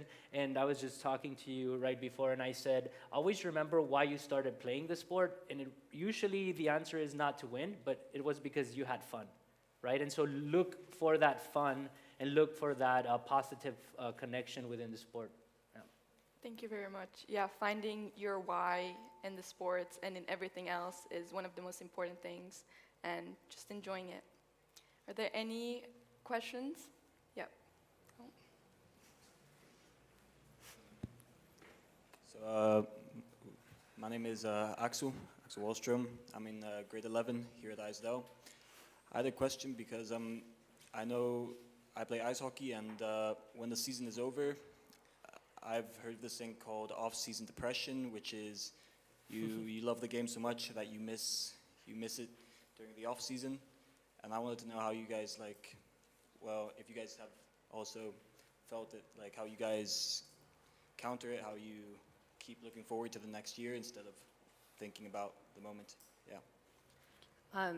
I'll start off. Diversify what brings you joy. Hockey brings you a lot of joy.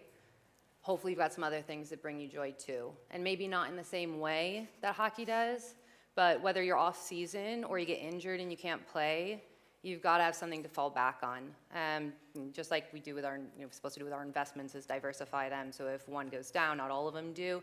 It's the same thing with what makes you happy. So with being an athlete, it can be tricky because maybe hockey brings you joy, but then so does like playing football or rugby. And if you get injured, you can't also do those other sports too. So when I say diversify what brings you joy as an athlete, it's not just different sports, but things outside of sports that you could still partake in and feel good about when you're not able to physically play.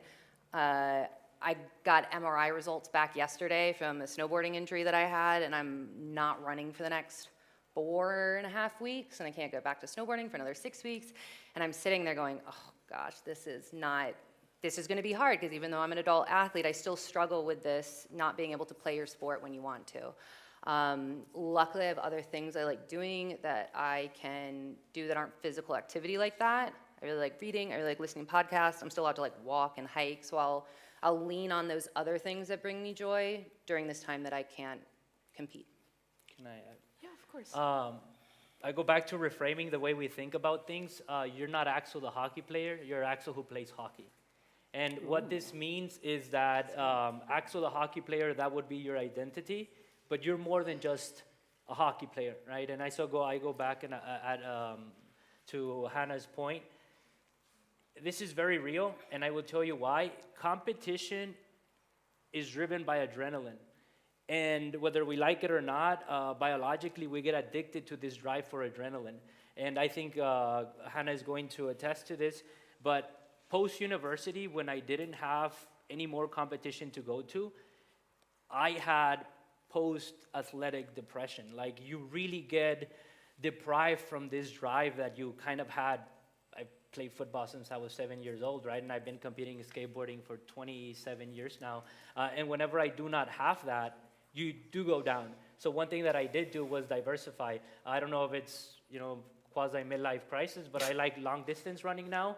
And I never did before, and I think it's part of this chase of adrenaline. So I would invite you to do other things that also bring you this enjoyment that hockey brings you, so that in the off season you could go ahead and do some of those things, because it is real, right? Psychologically, it is real.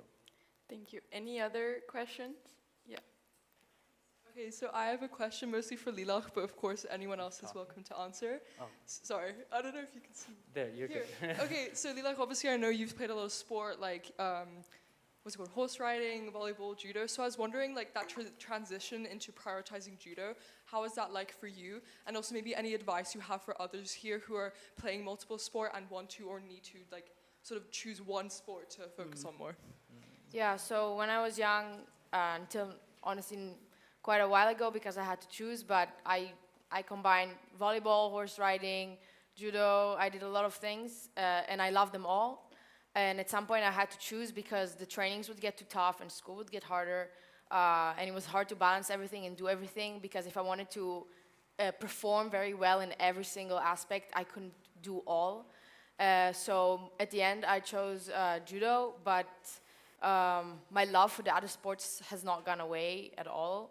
And it was very hard for me, and many times I still think about like horse riding, like I love horses, and volleyball I still coach.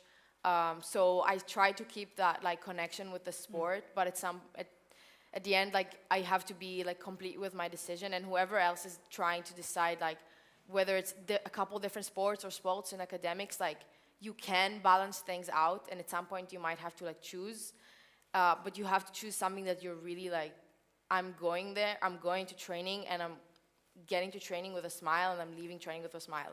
Or many times where I arrive to training like after I had a bad day, which happens a lot, at the end, usually I leave training like happy because, you know, also from like your body, you release like hormones that make you happy when you exercise. And even if the training was bad, sometimes yes, I'm like a bit annoyed about the training, but the next day I have another training that like I can make better. So it's kind of like just day by day, going from like training to training, but also just enjoying like the whole process of I'm going to move my body, I'm going to do what I love, I'm going to learn new things. So yeah. Thank you very much. We have time for one final question. Hello, my name is Leandro. I'm in 9th grade here at ISDL and I play basketball. And I wanted to know, please, what I can say or do when a teammate or someone else says negative things that lower my motivation, especially after I miss a shot or layup, and how I can stay focused on myself and keep confidence up as I tend to like overthink my mistakes and the negative comments people make often stick in my head. Would you like to start? Good question, Leandro. I feel like I don't really actually have an answer because I think that's something anyone would struggle with for a really long time. Like, if someone's mean to you, it hurts whether you're a kid or you're an adult. It hurts whether you're in a sport or in the classroom. I guess kind of like that intuition muscle. You build up your confidence, you build up your self-worth, you build up your intuition over time. And I'd like to say it gets easier. It'll still hurt, but it gets easier as you grow, as long as you are, again, unplugging and slowing down and listening to what it is your body and mind need when you do get faced with that adversity. Beyond that, and I didn't mention it earlier, obviously when things do get really hard, and if it is something that you can't just, intuition your way out of, there's a reason we have school counselors. There's a reason why therapists are a thing. There are mental health resources out there just to make sure you don't slide into that space where you really start believing the things that these people are saying. Anyone that says something like that, they're going through their own stuff, and that can be really hard to accept, but as you grow and kind of give yourself more space from it, that's how I like to reframe it. Anyone that's mean to me, I'm like, dang, that sucks for them. They must be going through something to want to say that to me. Anyone else want to add? In psychology, we have something called self-efficacy, and it's basically your perception of how good you think you are. And I think, first and foremost, to some extent, you could take that as feedback, and I think there's a negative or a downside when it does come with harmful words. But I invite you again to revisit it. If you did make a mistake and you had not acknowledged it, maybe go ahead and take that particular mistake to see how you could improve. But also, I don't know, if you really like basketball, I would also invite you to let that be your drive and to prove people wrong, right? But more importantly, when it comes to team sports, I think allow them to understand that you are part of their team. So the only thing that they're doing is pretty much shooting themselves in the foot, because if one person performs bad within the team, the collective performs bad, right? And so it's very different in team sports, and so I would invite you to remind them. I would invite you to use this type of behavior as a driver for you to want to also improve your skills if you think the feedback is honest.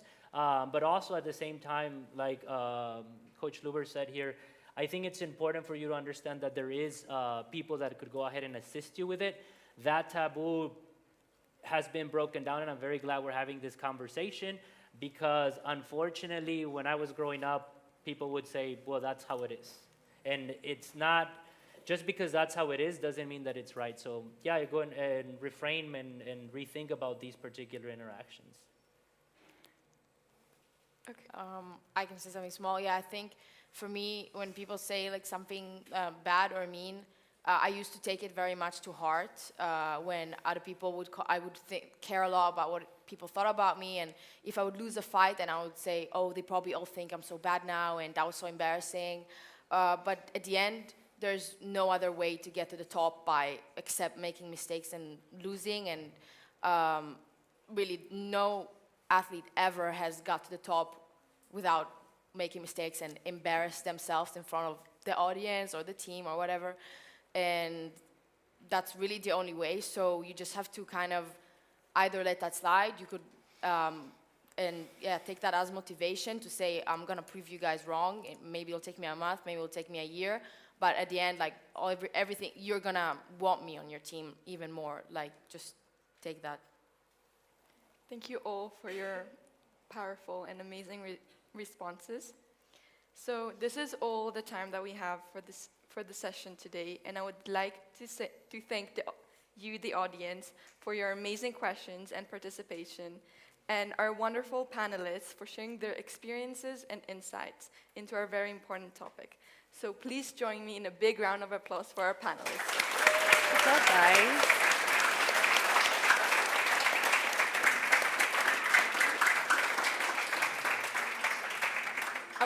I would ask you all to now begin your transition to session number 6. And if you have any questions for any of the panelists, you're free to make your way to the stage, but please be mindful of your time getting to your next session. Thank you very much, and have a great day.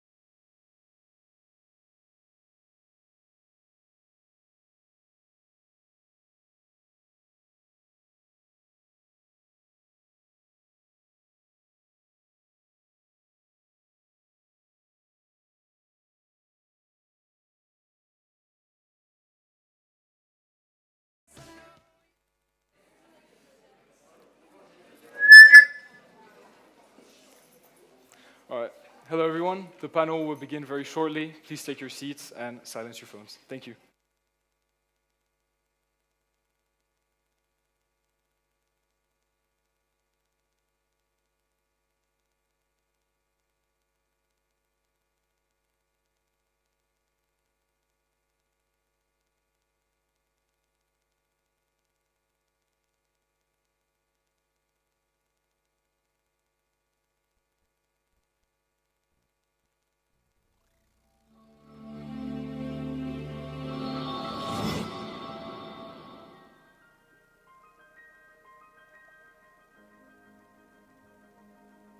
AstraZeneca has now unveiled Milton, an AI tool they trained on medical data from 500,000 people who are part of the UK Biobank. Milton was able to predict over 1,000 different diseases with high accuracy, and for 121 it was rated as exceptional.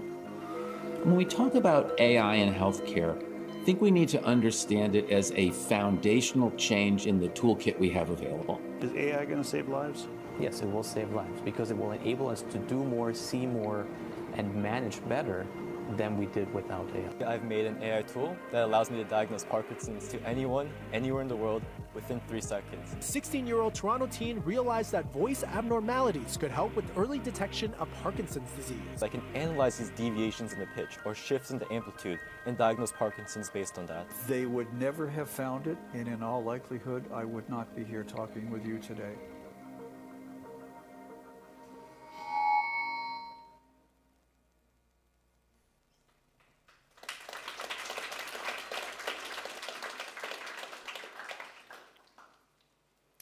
Imagine a world where doctors can spot serious diseases years before patients feel affected. That is exactly what artificial intelligence is starting to make possible. AI is transforming early disease detection by finding hidden patterns in medical data, from simple blood tests to medical scans with remarkable accuracy. Companies like AstraZeneca, alongside tech firms such as NVIDIA and Microsoft, have developed and deployed advanced AI systems that can combine many types of data at once and identify early signs of diseases from common medical test results, sometimes long before symptoms even appear.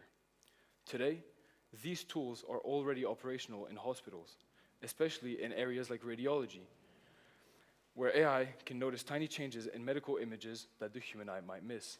This means diseases such as cancer, heart disease, or neurological conditions can be detected earlier, where treatment is often more effective. Good afternoon. My name is Axel Lozano, and I'm an 11th grade student here at IZL, as well as a member of the YFS series team. And I'm honored to welcome you guys to the panel, Revolutionizing Early Detection with AI.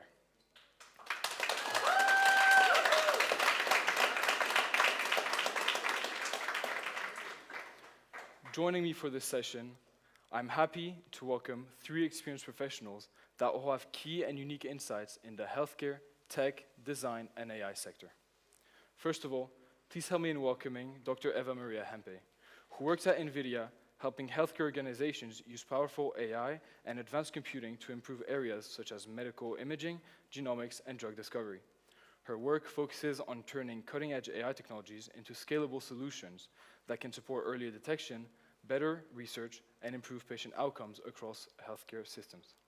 Next, Camila Gutierrez-Meade, a service and experience designer who works in women's health and focuses on prevention and early detection through human-centered design.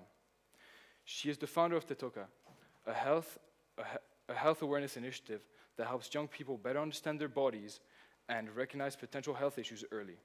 In addition, she works at Artitis, where she helps design digital tools that support cancer diagnosis. And last but not least, Thomas Di Maio, who is a chemistry and biotechnology scientist whose career in pharmaceuticals has spanned commercial strategy, marketing, and diagnostics. His current focus at AstraZeneca is developing the use of genetic sequencing, AI, and machine learning to advance cancer understanding and guide doctors towards better treatment decisions. Please join me in a round of applause.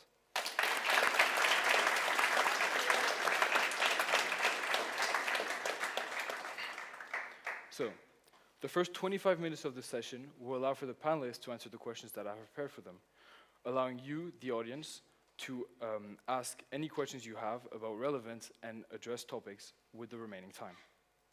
So, let's get started. Eva Maria, before we talk about specific tools or diseases, could you explain in simple terms how AI recognizes patterns in medical data and why this is so powerful for early disease detection? Mm-hmm. I think it's really important to understand the basics of the technology, and ultimately there's 3 elements that you need for AI. You need compute, you need algorithms, and you need data. And we can talk, I think we'll talk more about what we can do in terms of algorithms, and there's a lot of development there, but I want to focus on the data piece. So ultimately, what we're doing is we're doing mathematics, we're doing probabilities. And I think about it that the data I have, which I use to train my model, is almost like a playing field. And I think better is maybe the United States. Think about the United States of America. There you have very different topographies. You have places like Kansas, which are flat, like it's the same 200 miles out. And then you have places like the Rocky Mountains, where the topology changes every few centimeters. And you don't need to know the Kansas in the same amount of detail than you need to know the Rocky Mountains. Like AI can fill in those gaps. But if you only know the United States, the continental United States, your AI will never be able to come up with something like Alaska or the Antarctica, because it's just outside this playing field which you created with the training data. And I think that's something important to keep in mind when we talk about AI, particularly when we talk about generative AI, like AI which actually comes up with something new, or which can basically give back something. Like, you can almost think about AI as well as like a sequence of steps. Like we started with perceptive AI, which is, some people might still remember there were all those things like, is it a dog or is it a muffin? That's basically perceptive AI. And a lot what we talk about in radiology is perceptive AI. You're perceiving like, okay, is this malignant or is this benign? And then you kind of move into other things like generative AI, or also agentic AI, and ultimately physical AI. But I think it's really important to just keep in mind, no matter what the machine does, it's always a statistics on a database. So you have to be very careful with like what you put into the machine, because that will severely affect what's going to come out. And if your training data set is too small, if you've got some biases you might not even be aware of, there were fun studies that just like you were able to detect a certain disease, and then they found out that the main predictor in the machine was whether the patient was lying down or not, because people with that very severe disease weren't able to take their scans standing up anymore. But you have to be really careful of all those things in your data, because all of that will affect the quality of your outcomes. Thank you. And talking about generative AI, Thomas, from your diagnostics perspective, how do these AI capabilities change what doctors detect, how early they can detect it, and their work in hospitals? So I just want to start with the basics. Why is early detection very important? Because the earlier you detect a disease, the bigger the chance you could cure it. Just as an example, in lung cancer, if you are diagnosed at a stage 1, the probability for you to be alive at 5 years is 80%. If you are detected at stage 4, this probability sinks to 10%. So that's the reason why we want to catch up disease very early. So I believe when it comes to AI and early detection, I see really 3 main areas where it could really change the game. The first one is incidental finding. For example, if you've got a pneumonia and you are just making a CT scan to understand the extent of your disease, this CT scan will be, this chest scan will be analyzed by a pulmonologist, radiologist.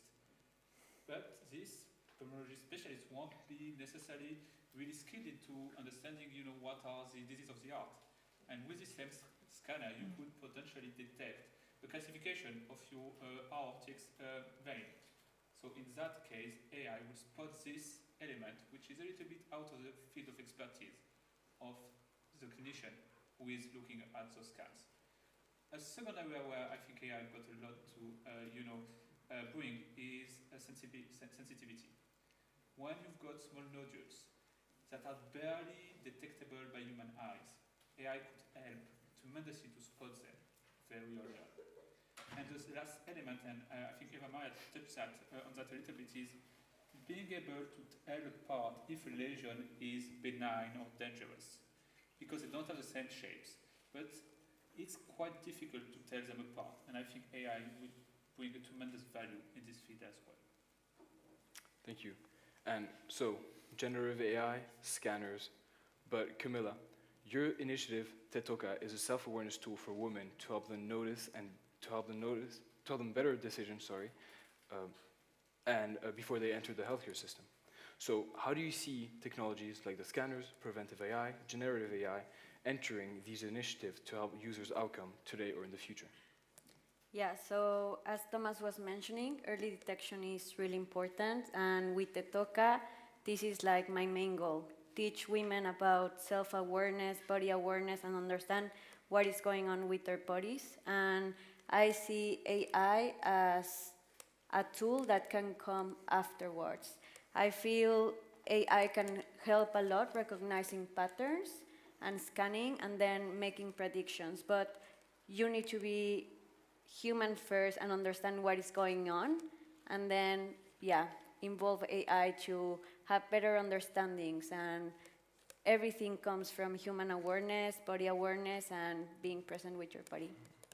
And so do you think you're ever going to use AI in these initiatives or in others, in order to kind of enhance these human capabilities and the importance of the human in the loop to detect and to detect these diseases? Yeah, so with the TOCA we have the digital and the physical product. The physical product is a bra where women can learn how to touch their breast and know if there's anything wrong, so to break this taboo up about self-detection. And then we have the app, that is the digital companion. In the app we are wanting to integrate AI, so you can, like, women can track their periods and have like a better understanding of what is going on in their month-to-month cycle. All right, thank you. Now, early detection sounds very promising, but in reality, it only matters if it leads to better decisions and better clinical outcomes. So, from your perspectives, what needs to happen for AI-driven early detection to truly make that difference in people's lives? Thomas, would you like to start off? So, first of all, I believe that as of today, implementing this AI solution in clinical practice comes with a certain hurdle. So therefore, if a clinician goes through those hurdles, it's quite likely that he or she will be willing to use AI and act upon whatever signal that is given by this AI tool. And I believe that the question is less today how to make it happen, but really stressing out that this needs to happen. Meaning you taking mammograms, they are better read and more rapidly read by AI than by human beings.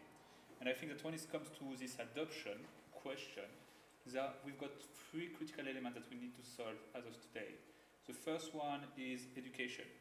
The reality of the demographic is that most of the physicians the average age of physician is around 50 years old. So there is a lot of education to make sure that they are understanding AI, the benefit, etc.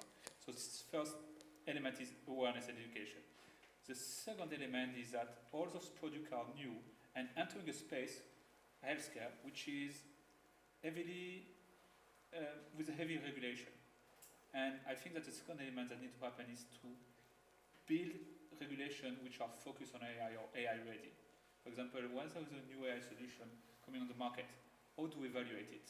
How do you evaluate it against other solutions to just understand, which criteria based on judgment, what is best? And potentially the last element is the economic equations. Quite often the solutions are an add-on to what is already existing in terms of care. So we need to understand, how we measure the value it brings and who will be paying for that. So those are for me the three elements: education and awareness, technical regulation, and economic model that will really unlock the power of AI in screening and healthcare in general, to be fair. Thank you. And so at the beginning, you mentioned acting upon a medical outcome. Now, Camilla, I ask you, on the human side, when diseases are detected early, how does that change how people act in response to their health? So I feel, yeah, going back to the topic about education, I think if we could have or what I have seen now is that there's a huge lack of education about health in general in younger generations, and yeah, since we start growing. So I feel once you understand what is going on, you have more peace of mind and you are aware and you go more calm to that doctor and understand what they are telling you. If you don't have this awareness about what is going on, of course you go to the clinics, to the doctors, and you go with another mindset. You go thinking that's the worst. So I feel, yeah, you need as a human perspective, you need to be aware of what's going on and have this empathy of understanding your body. Thank you. And lastly, Eva Maria, from a technology and infrastructure perspective, do you have anything else to add? Yeah, you have, of course, in healthcare very sensitive data, and there is a question about always anonymity, and of course you can take the name off, but your genome defines you much better than your name. It's easier to change your name than to change your genome. Your genome is you. So all of this data is very highly sensitive, so we have to have infrastructure which also protects this data to an appropriate standard. So, and again, often like the healthcare systems aren't fully equipped for that and aren't fully equipped to do that at the scale necessary. And of course, we're having questions around data protection, data privacy. Where is this data? And also, do we want to bring all this data together? If we do, for all the benefits we said about early detection, potential longer lifespan, but how do we safeguard this from being accessed by other people who might hike up your insurance premium because you have a higher risk of a certain disease? And it kind of has a whole other raft of questions, but it always comes back to data privacy, security. I mean, I used to work for a company which was more on-prem. Like at NVIDIA, we're agnostic, like cloud or on-prem. It's not, there's no silver bullet there, but it needs to be a very conscious decision. We need to have the sufficient infrastructure, sufficient secure infrastructure in place. And here we're also getting a little bit towards sovereign AI, like who's controlling the AI. And as I said before, there's the three elements. There's data, compute, and algorithms. Where are the algorithms coming from? Like who trained the algorithms? What database, as I said before, the data you put into the AI like forms the AI. Like what data went into there? Is this representative? Is this representative of your population? Do you have certain groups which are overrepresented, which are underrepresented? Like there are enough examples how certain AI works less well on dark skin because that's just not what it was trained on. So you have to keep that in mind on the algorithm side. On the data side, like we talked about it, how do you protect the data which you're creating? Where does it reside? What's the access capabilities? What's the access rights? That's more a policy than a technical question. And then for the compute, the same question, where does the compute sit? Does the compute, do you do it on some US hyperscaler, somewhere in the cloud, where the servers might be somewhere in the US, and the US government has, in theory, access to any piece of data? Maybe not. Do you want to run it at a local cloud provider? Do you want to run it in a server inside your hospital? But also servers inside a hospital aren't foolproof. So you have to kind of make all of those decisions to balance the benefits of the technology with the risks. And that's just a law of nature. There is nothing that doesn't carry risk. It's always going to be a balance, and ultimately it's a societal question as well, like what balances are we willing to strike? Like I was once asked about China, where the decision, like the balance is very different. The balance is very much like no personal privacy, but we're kind of increasing population health. Probably here in Switzerland and Europe, we would make a different choice, but this is ultimately a societal question. And so to follow up on what you said about the lack of accessibility and like the little equipment that some services have, do you think in these cases the main barrier is the technology, or rather how these systems are funded or rather incentivized? I think Thomas said that before as well. It's a question on, like, once we're moving more to prevention, it changes our entire system. Like so far, our healthcare system is actually not a health care system. It's a sick care system. It's a system that's built on curing disease. And that's how all the reimbursement models are built, or in many places that's how reimbursement is built. So if you're moving towards prevention, you have to, I mean, probably net, it will be cheaper. It's cheaper to kind of cure cancer at stage 1 than at stage 4, although ultimately we will die of something. But yeah, but I mean, I think we probably can assume that it will cost less, but how do we make sure that the people who are doing the work still get paid if people now do not get that sick anymore? And I think if you look at the overall envelope, there is money in there for the infrastructure, but it is about finding a new system of enabling true healthcare rather than sick care. Thank you. Now, shifting gears a little, Camilla, from your perspective, what is the biggest human or behavioral barrier that's present in early detection today? I will say education, the lack of education, and also going back to Eva, like, I think the healthcare system is, also not providing these tools about prevention. So I feel there's a huge lack of education for all of us. During all the research, I found that we are always going on the internet. Now we have ChatGPT, like, who hasn't used ChatGPT to ask, like, today I'm feeling like this, what is going on? I have these symptoms, and is lack of education what is missing, and it could be nice to provide more or to change the system to give more classes regarding prevention, and And Thomas, from your experience, has education benefited how diagnostics and treatment are carried about in the medical system? So I think it's a tough one because those are always quite technical questions. Therefore, you cannot educate a patient upfront because you don't know if they're going to get a disease, and so it's a little bit of less, a loss of time and energy. I think there are two elements on which I think it's worth, really fighting and investing. One is education once you seek to how to rapidly bring you up to speed about, the understanding of your disease, because this is the only way that you will be able to make an informed decision, informed choice about, the course of treatment. So that's the first element. The second element, which is particularly for early screening, I think there is also a question of education and psychology. So there is a wealth of data showing that early screening makes sense. You catch more disease earlier, so you're treating patient better. You are curving down the mortality. But as an individual, do you want to get pre-screened?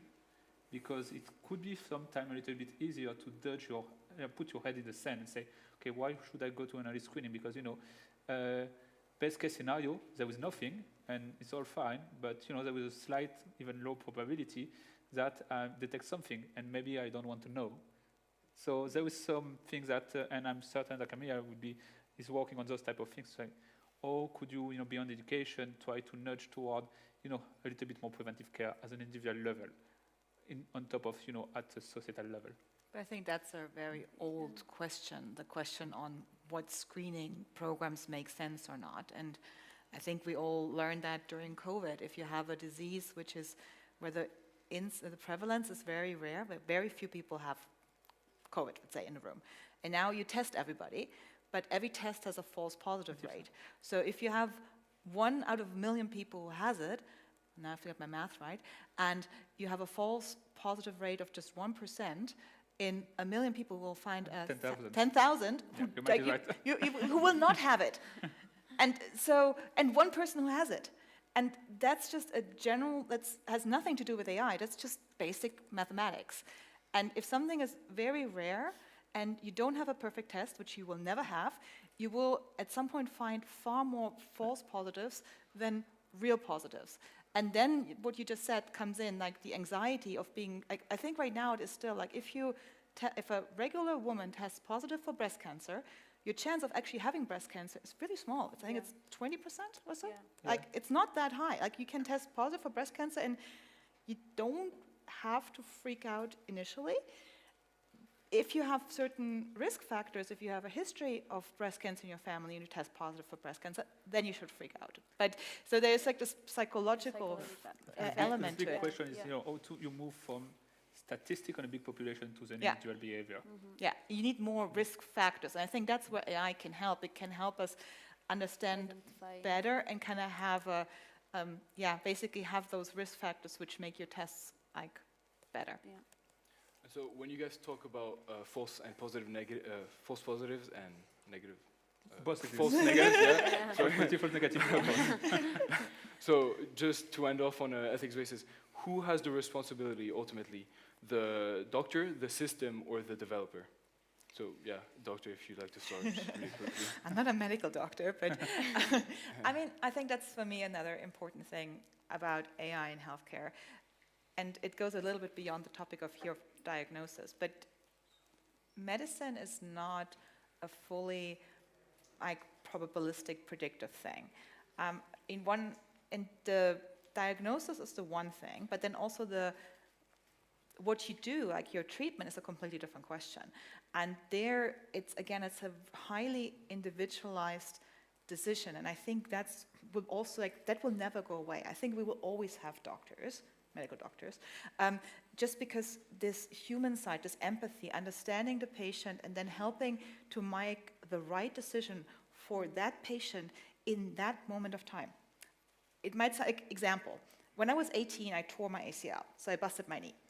And now there were two different ways of how you could treat it. You could actually either take a piece out of my knee and put it inside my knee, or you could take a piece outside of my hamstring and put it inside my knee.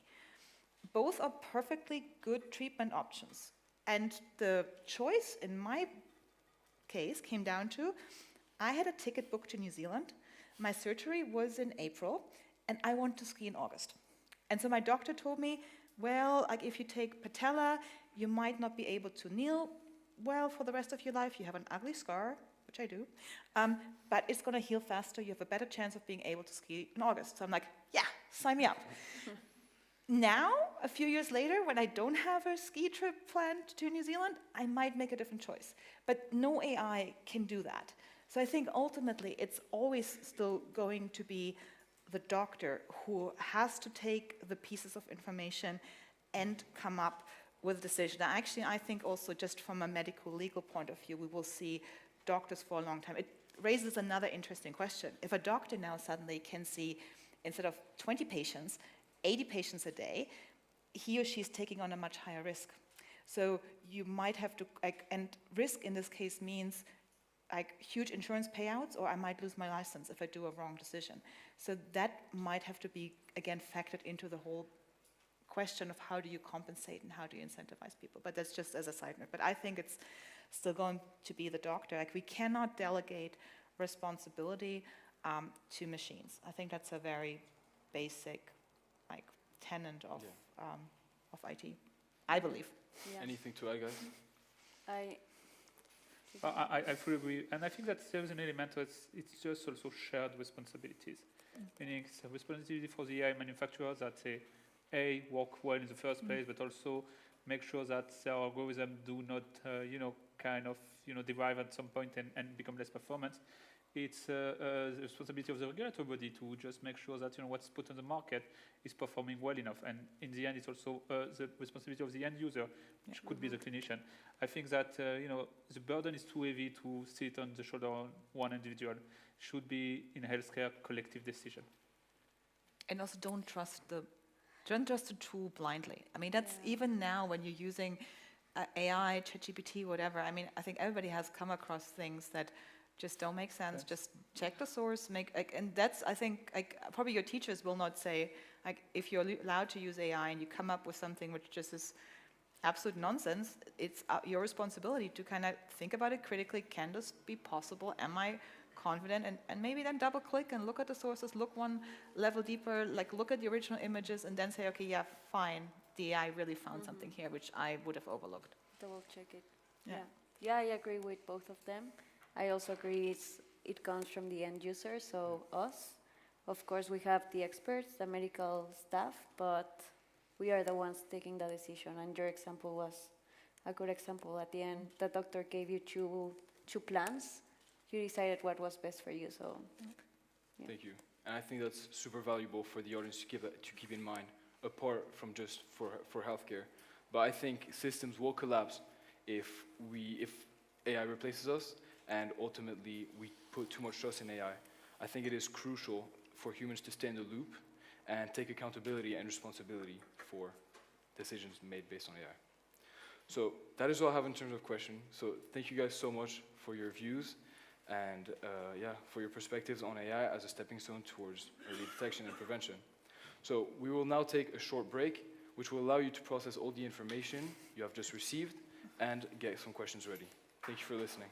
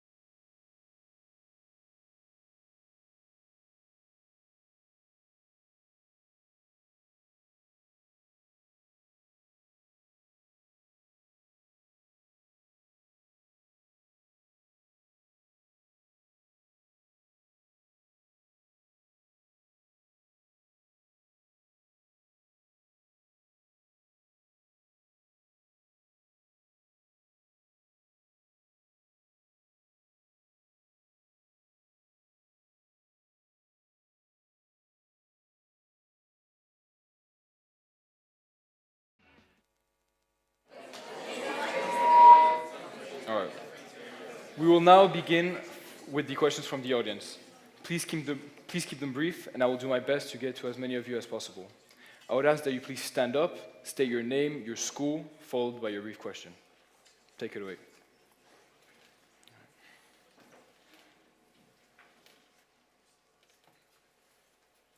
Hi, my name is Remy. I'm from Kantonsschule Alpenke, and I have a question because you mentioned that you don't think AI is going to replace human doctors because of things like weighing the pros and cons of something that could take longer to heal. But in my mind, it's completely possible that, for example, ChatGPT would be able to make such a decision. I'm not saying that that is how it should be, but it seemed strange because ChatGPT would be perfectly capable of weighing those like pros and cons.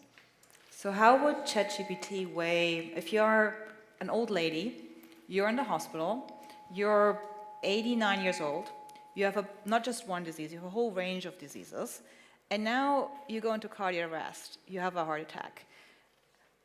Should you do everything that needs to be done to kind of bring this person back or not? Like, how do you make that, how would an AI make that choice?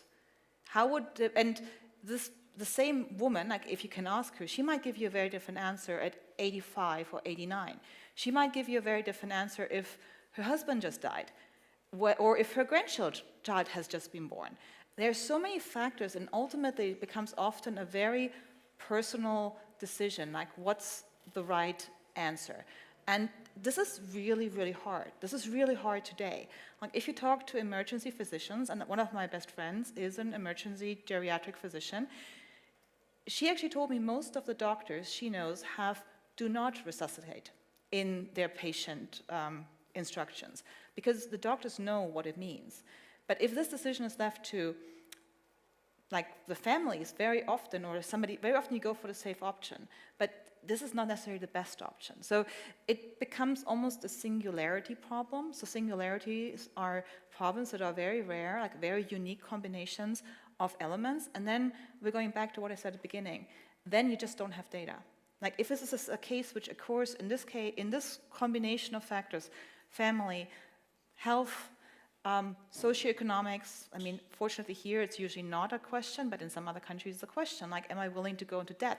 Am I willing to have my children go into debt to leave for another 2 months? So you have all those different factors coming together, and in this combination, they might be unique. There might be one in 100 years. How is a system which relies on pattern recognition, which relies on data, going to make a decision in that moment? More broadly speaking, medicine goes just beyond decision-making process. Yeah. Meaning, it's ultimately human. It's like, what's the right thing for that person in that moment? And that is often not purely factual. That's emotional. That's a decision. That's a conversation. That's kind of finding something that person has addressed it. And sometimes you have it as well, that people say, oh yeah, like, please, I'm willing to go through that pain for another 2 months. And then maybe you find out, yeah, they're doing it because they feel they owe it to their family.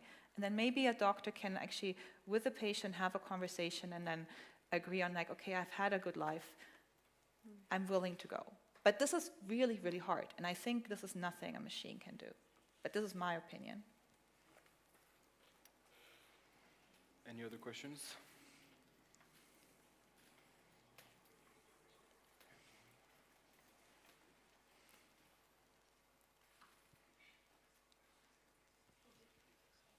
Hi, I'm Vanessa. I'm from Curie Academy, and this was already kind of touched on, but I was wondering how you, or like if you had considered using AI for emergency medicine and how you would do that. Who would this be directed to, please? Anyone really. Any opinions. Question, emergency medicine? Camilla, Thomas, would you like to? So honestly, I think the use of AI is a little bit, kind of a continuum. I feel particularly, easy to answer this, feel at ease answer this question because my mom used to be an ER doctor, and she went through a couple of, catastrophes, so she also knows, and I know firsthand, what happens when the ER is overwhelmed. And I think that, there are elements where AI could be quite decisive, meaning being able to triage cases to make sure that we've got the prioritization right is a good element where I think it could bring value. I think it could bring value also to potentially help to retrieve information to the specificity of each patient, from medical, medical record, etc., etc. While I believe that it will be unhealthy for AI to make all the decisions. So I think it's just a help that could, have value in different points of, patient and decision-making journey, but not necessarily to be considered as an end-to-end, solution. And it's actually been used for triage. I think it was at JP Morgan or somewhere this week I saw that they have now a kit, now in emergency situations, you're using usually colored wristbands to sort of say which are the most severe cases, but this is very static. So now there you have got this big box and it comes with patches you put on the patient. It also has a color code like the wristbands, but it monitors vital signs, and that way it can adjust risk. So you might be green, but then now suddenly your heart rhythm is trying to do funky things. So then you might actually go from green to orange, and then it allows to a better triage, a better decision who to treat first in a situation where you have more cases to handle than you have capacity, which is the basic issue in an ER usually. Any other questions? My name is Alice. I go to Zurich International School. You mentioned briefly about data protection when training these AI models. This is a question for you, Ms. Hempe, if that's possible. What kind of measures are put in place to protect these patients' data privacy when you are training these models? It's actually one of the big barriers for a lot of things is the access to data. And usually what we're trying to do is trying to go through real anonymization. So not just remove the name, but really get to a point that the data, that you cannot detect who's the person whose data went into the training set. There are some technological solutions to that as well. Like one thing I find quite interesting is on synthetic data. So what you could do is you could take a data set, you could use it to train a model, and then you basically create new data from the model, which is then not a real patient anymore. So think about, you take a bunch of patient records, like what is your medical history? And then you train a model and it learns how does a medical record look like for a certain population with a certain disease is common. And then you can create, then the model can actually create medical records which are no longer a real person. And that's a way for anonymization as well to start, and we do that with images as well. We can create synthetic images these days, which are sort of not a real patient, but they're medically accurate. So that's one way to do it if you do not, I mean, if you have a very specific question, if you want to train a model just to be able to detect breast cancer, whatever, you can do away with the images afterwards, and you just have to, while you train, you have to ensure privacy. But often it's a real issue because often you also don't have enough records right away, so you have to wait for quite a while. And it's also really hard when you had a good set and then you have to basically throw it away and start from scratch. But this is not a solved problem yet, so it's usually just a long ethics approval process. Like you have to make the case that this is a use where the value that you're going to derive is worth the cost and potential privacy risk you're paying for it. On this topic, Eva Maria, do you think that federated learning could help? Yeah. So basically, rather than having a training set on premise, a big one, you are just actually training your algorithm in different locations, so the data doesn't move. Leave. So it doesn't leave. So if you've got a breach whatsoever, it limits a little bit the impact. I mean, the problem is usually just you want to avoid data getting out, because once it's out, you can't get it back in. You can always make a copy. You can never control that it has really been deleted. Yeah. So, and there's people who think about also how can you broker data accesses, like decentralized architectures, where you're doing a federated, like a distributed learning, and you don't have to bring everything in one place, which always increases the risks of things going wrong.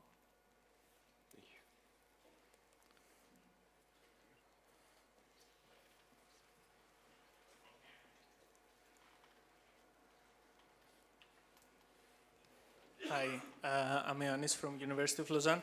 I would like to go back to the decision-making process. I completely agree with you on what you said, that the final decision should be based on human judgment. I was just thinking that in terms of the healthcare systems, they operate in limited resources, as we all know, and it all comes back to resource efficiency. So if AI could decide in more minor case, maybe not life-threatening situations as you described before, even any of us having a flu, and instead of the doctor asking ChatGPT and then after 1 or 2 days just be okay, or AI having more supportive role in the decision-making process, could you see these possibilities, or you think that in the end the decision-making process, in order to make, also it's a trade-off of quality and quantity that you said before. If a doctor sees 80 patients or 20, it's very much different how they treat them. So if AI could treat the rest 60 cases that they don't have a life-threatening situation, the doctor then have the capacity to see the rest 20 in a better capacity. You know what I mean? I think it partly also goes with what you were saying in terms of better education and better taking responsibility for your own health. It's a really interesting question. Ultimately, the question you're asking is whether a bad doctor is better than no doctor. But not just for us. I mean, this becomes much more interesting in parts of the world where there are no doctors, where there is a nurse with some education, if any, if you're lucky. And so is it better to give that nurse a smartphone and access to a well-constructed health database, or just let her do her thing? The interesting thing, that question came up in the past as well. So I think about very early, when the first, maybe over 100 years ago, I don't have the exact date, but it was in the States, and there it used to be, everybody could open a medical school. And that led to a lot of really bad doctors. And then there was actually the decision to clamp down on that, and a lot of states really increased the requirements to be able to run a med school. And that provided a perfect natural experiment, because now suddenly you have the old world where you have a lot of bad doctors running around, but more doctors, and now suddenly you have the new world where you have far fewer doctors, which are better quality. And what you found there was that indeed a bad doctor is worse than no doctor. To which degree this is comparable to what we have now is a question, because of course now, like, probably a computer-aided AI system is probably a better doctor than some quack who was educated by some really bad med school. But is this something to be studied? Like, I don't know the answer to that. I think my hunch is that particularly if you have people with a certain level of medical education, supplementing them for a limited number of cases with a limited blast radius, like risk radius, it's probably a good thing. It's probably a good thing to give a nurse in Africa the smartphone and help her serve her population better. But I don't know until somebody does the research on it. Camilla, do you have anything else to add? Yeah, I was gonna add that, I mean, if you ask me, I will say maybe in a really long future that could be part of the whole user journey of going to the hospitals and maybe training the staff. But I feel we always need this human-centered part, and especially when it comes to medicine, right? You want to be treated well, you wanted to take care, and I feel technology is not there yet. So maybe it can be a combination. All right, well, unfortunately, that's all the time we have today, as we're coming to an end. So I would like to thank you guys, the audience, for your participation and questions, as well as the panelists for their experienced views on such an important topic. Please join me in a round of applause.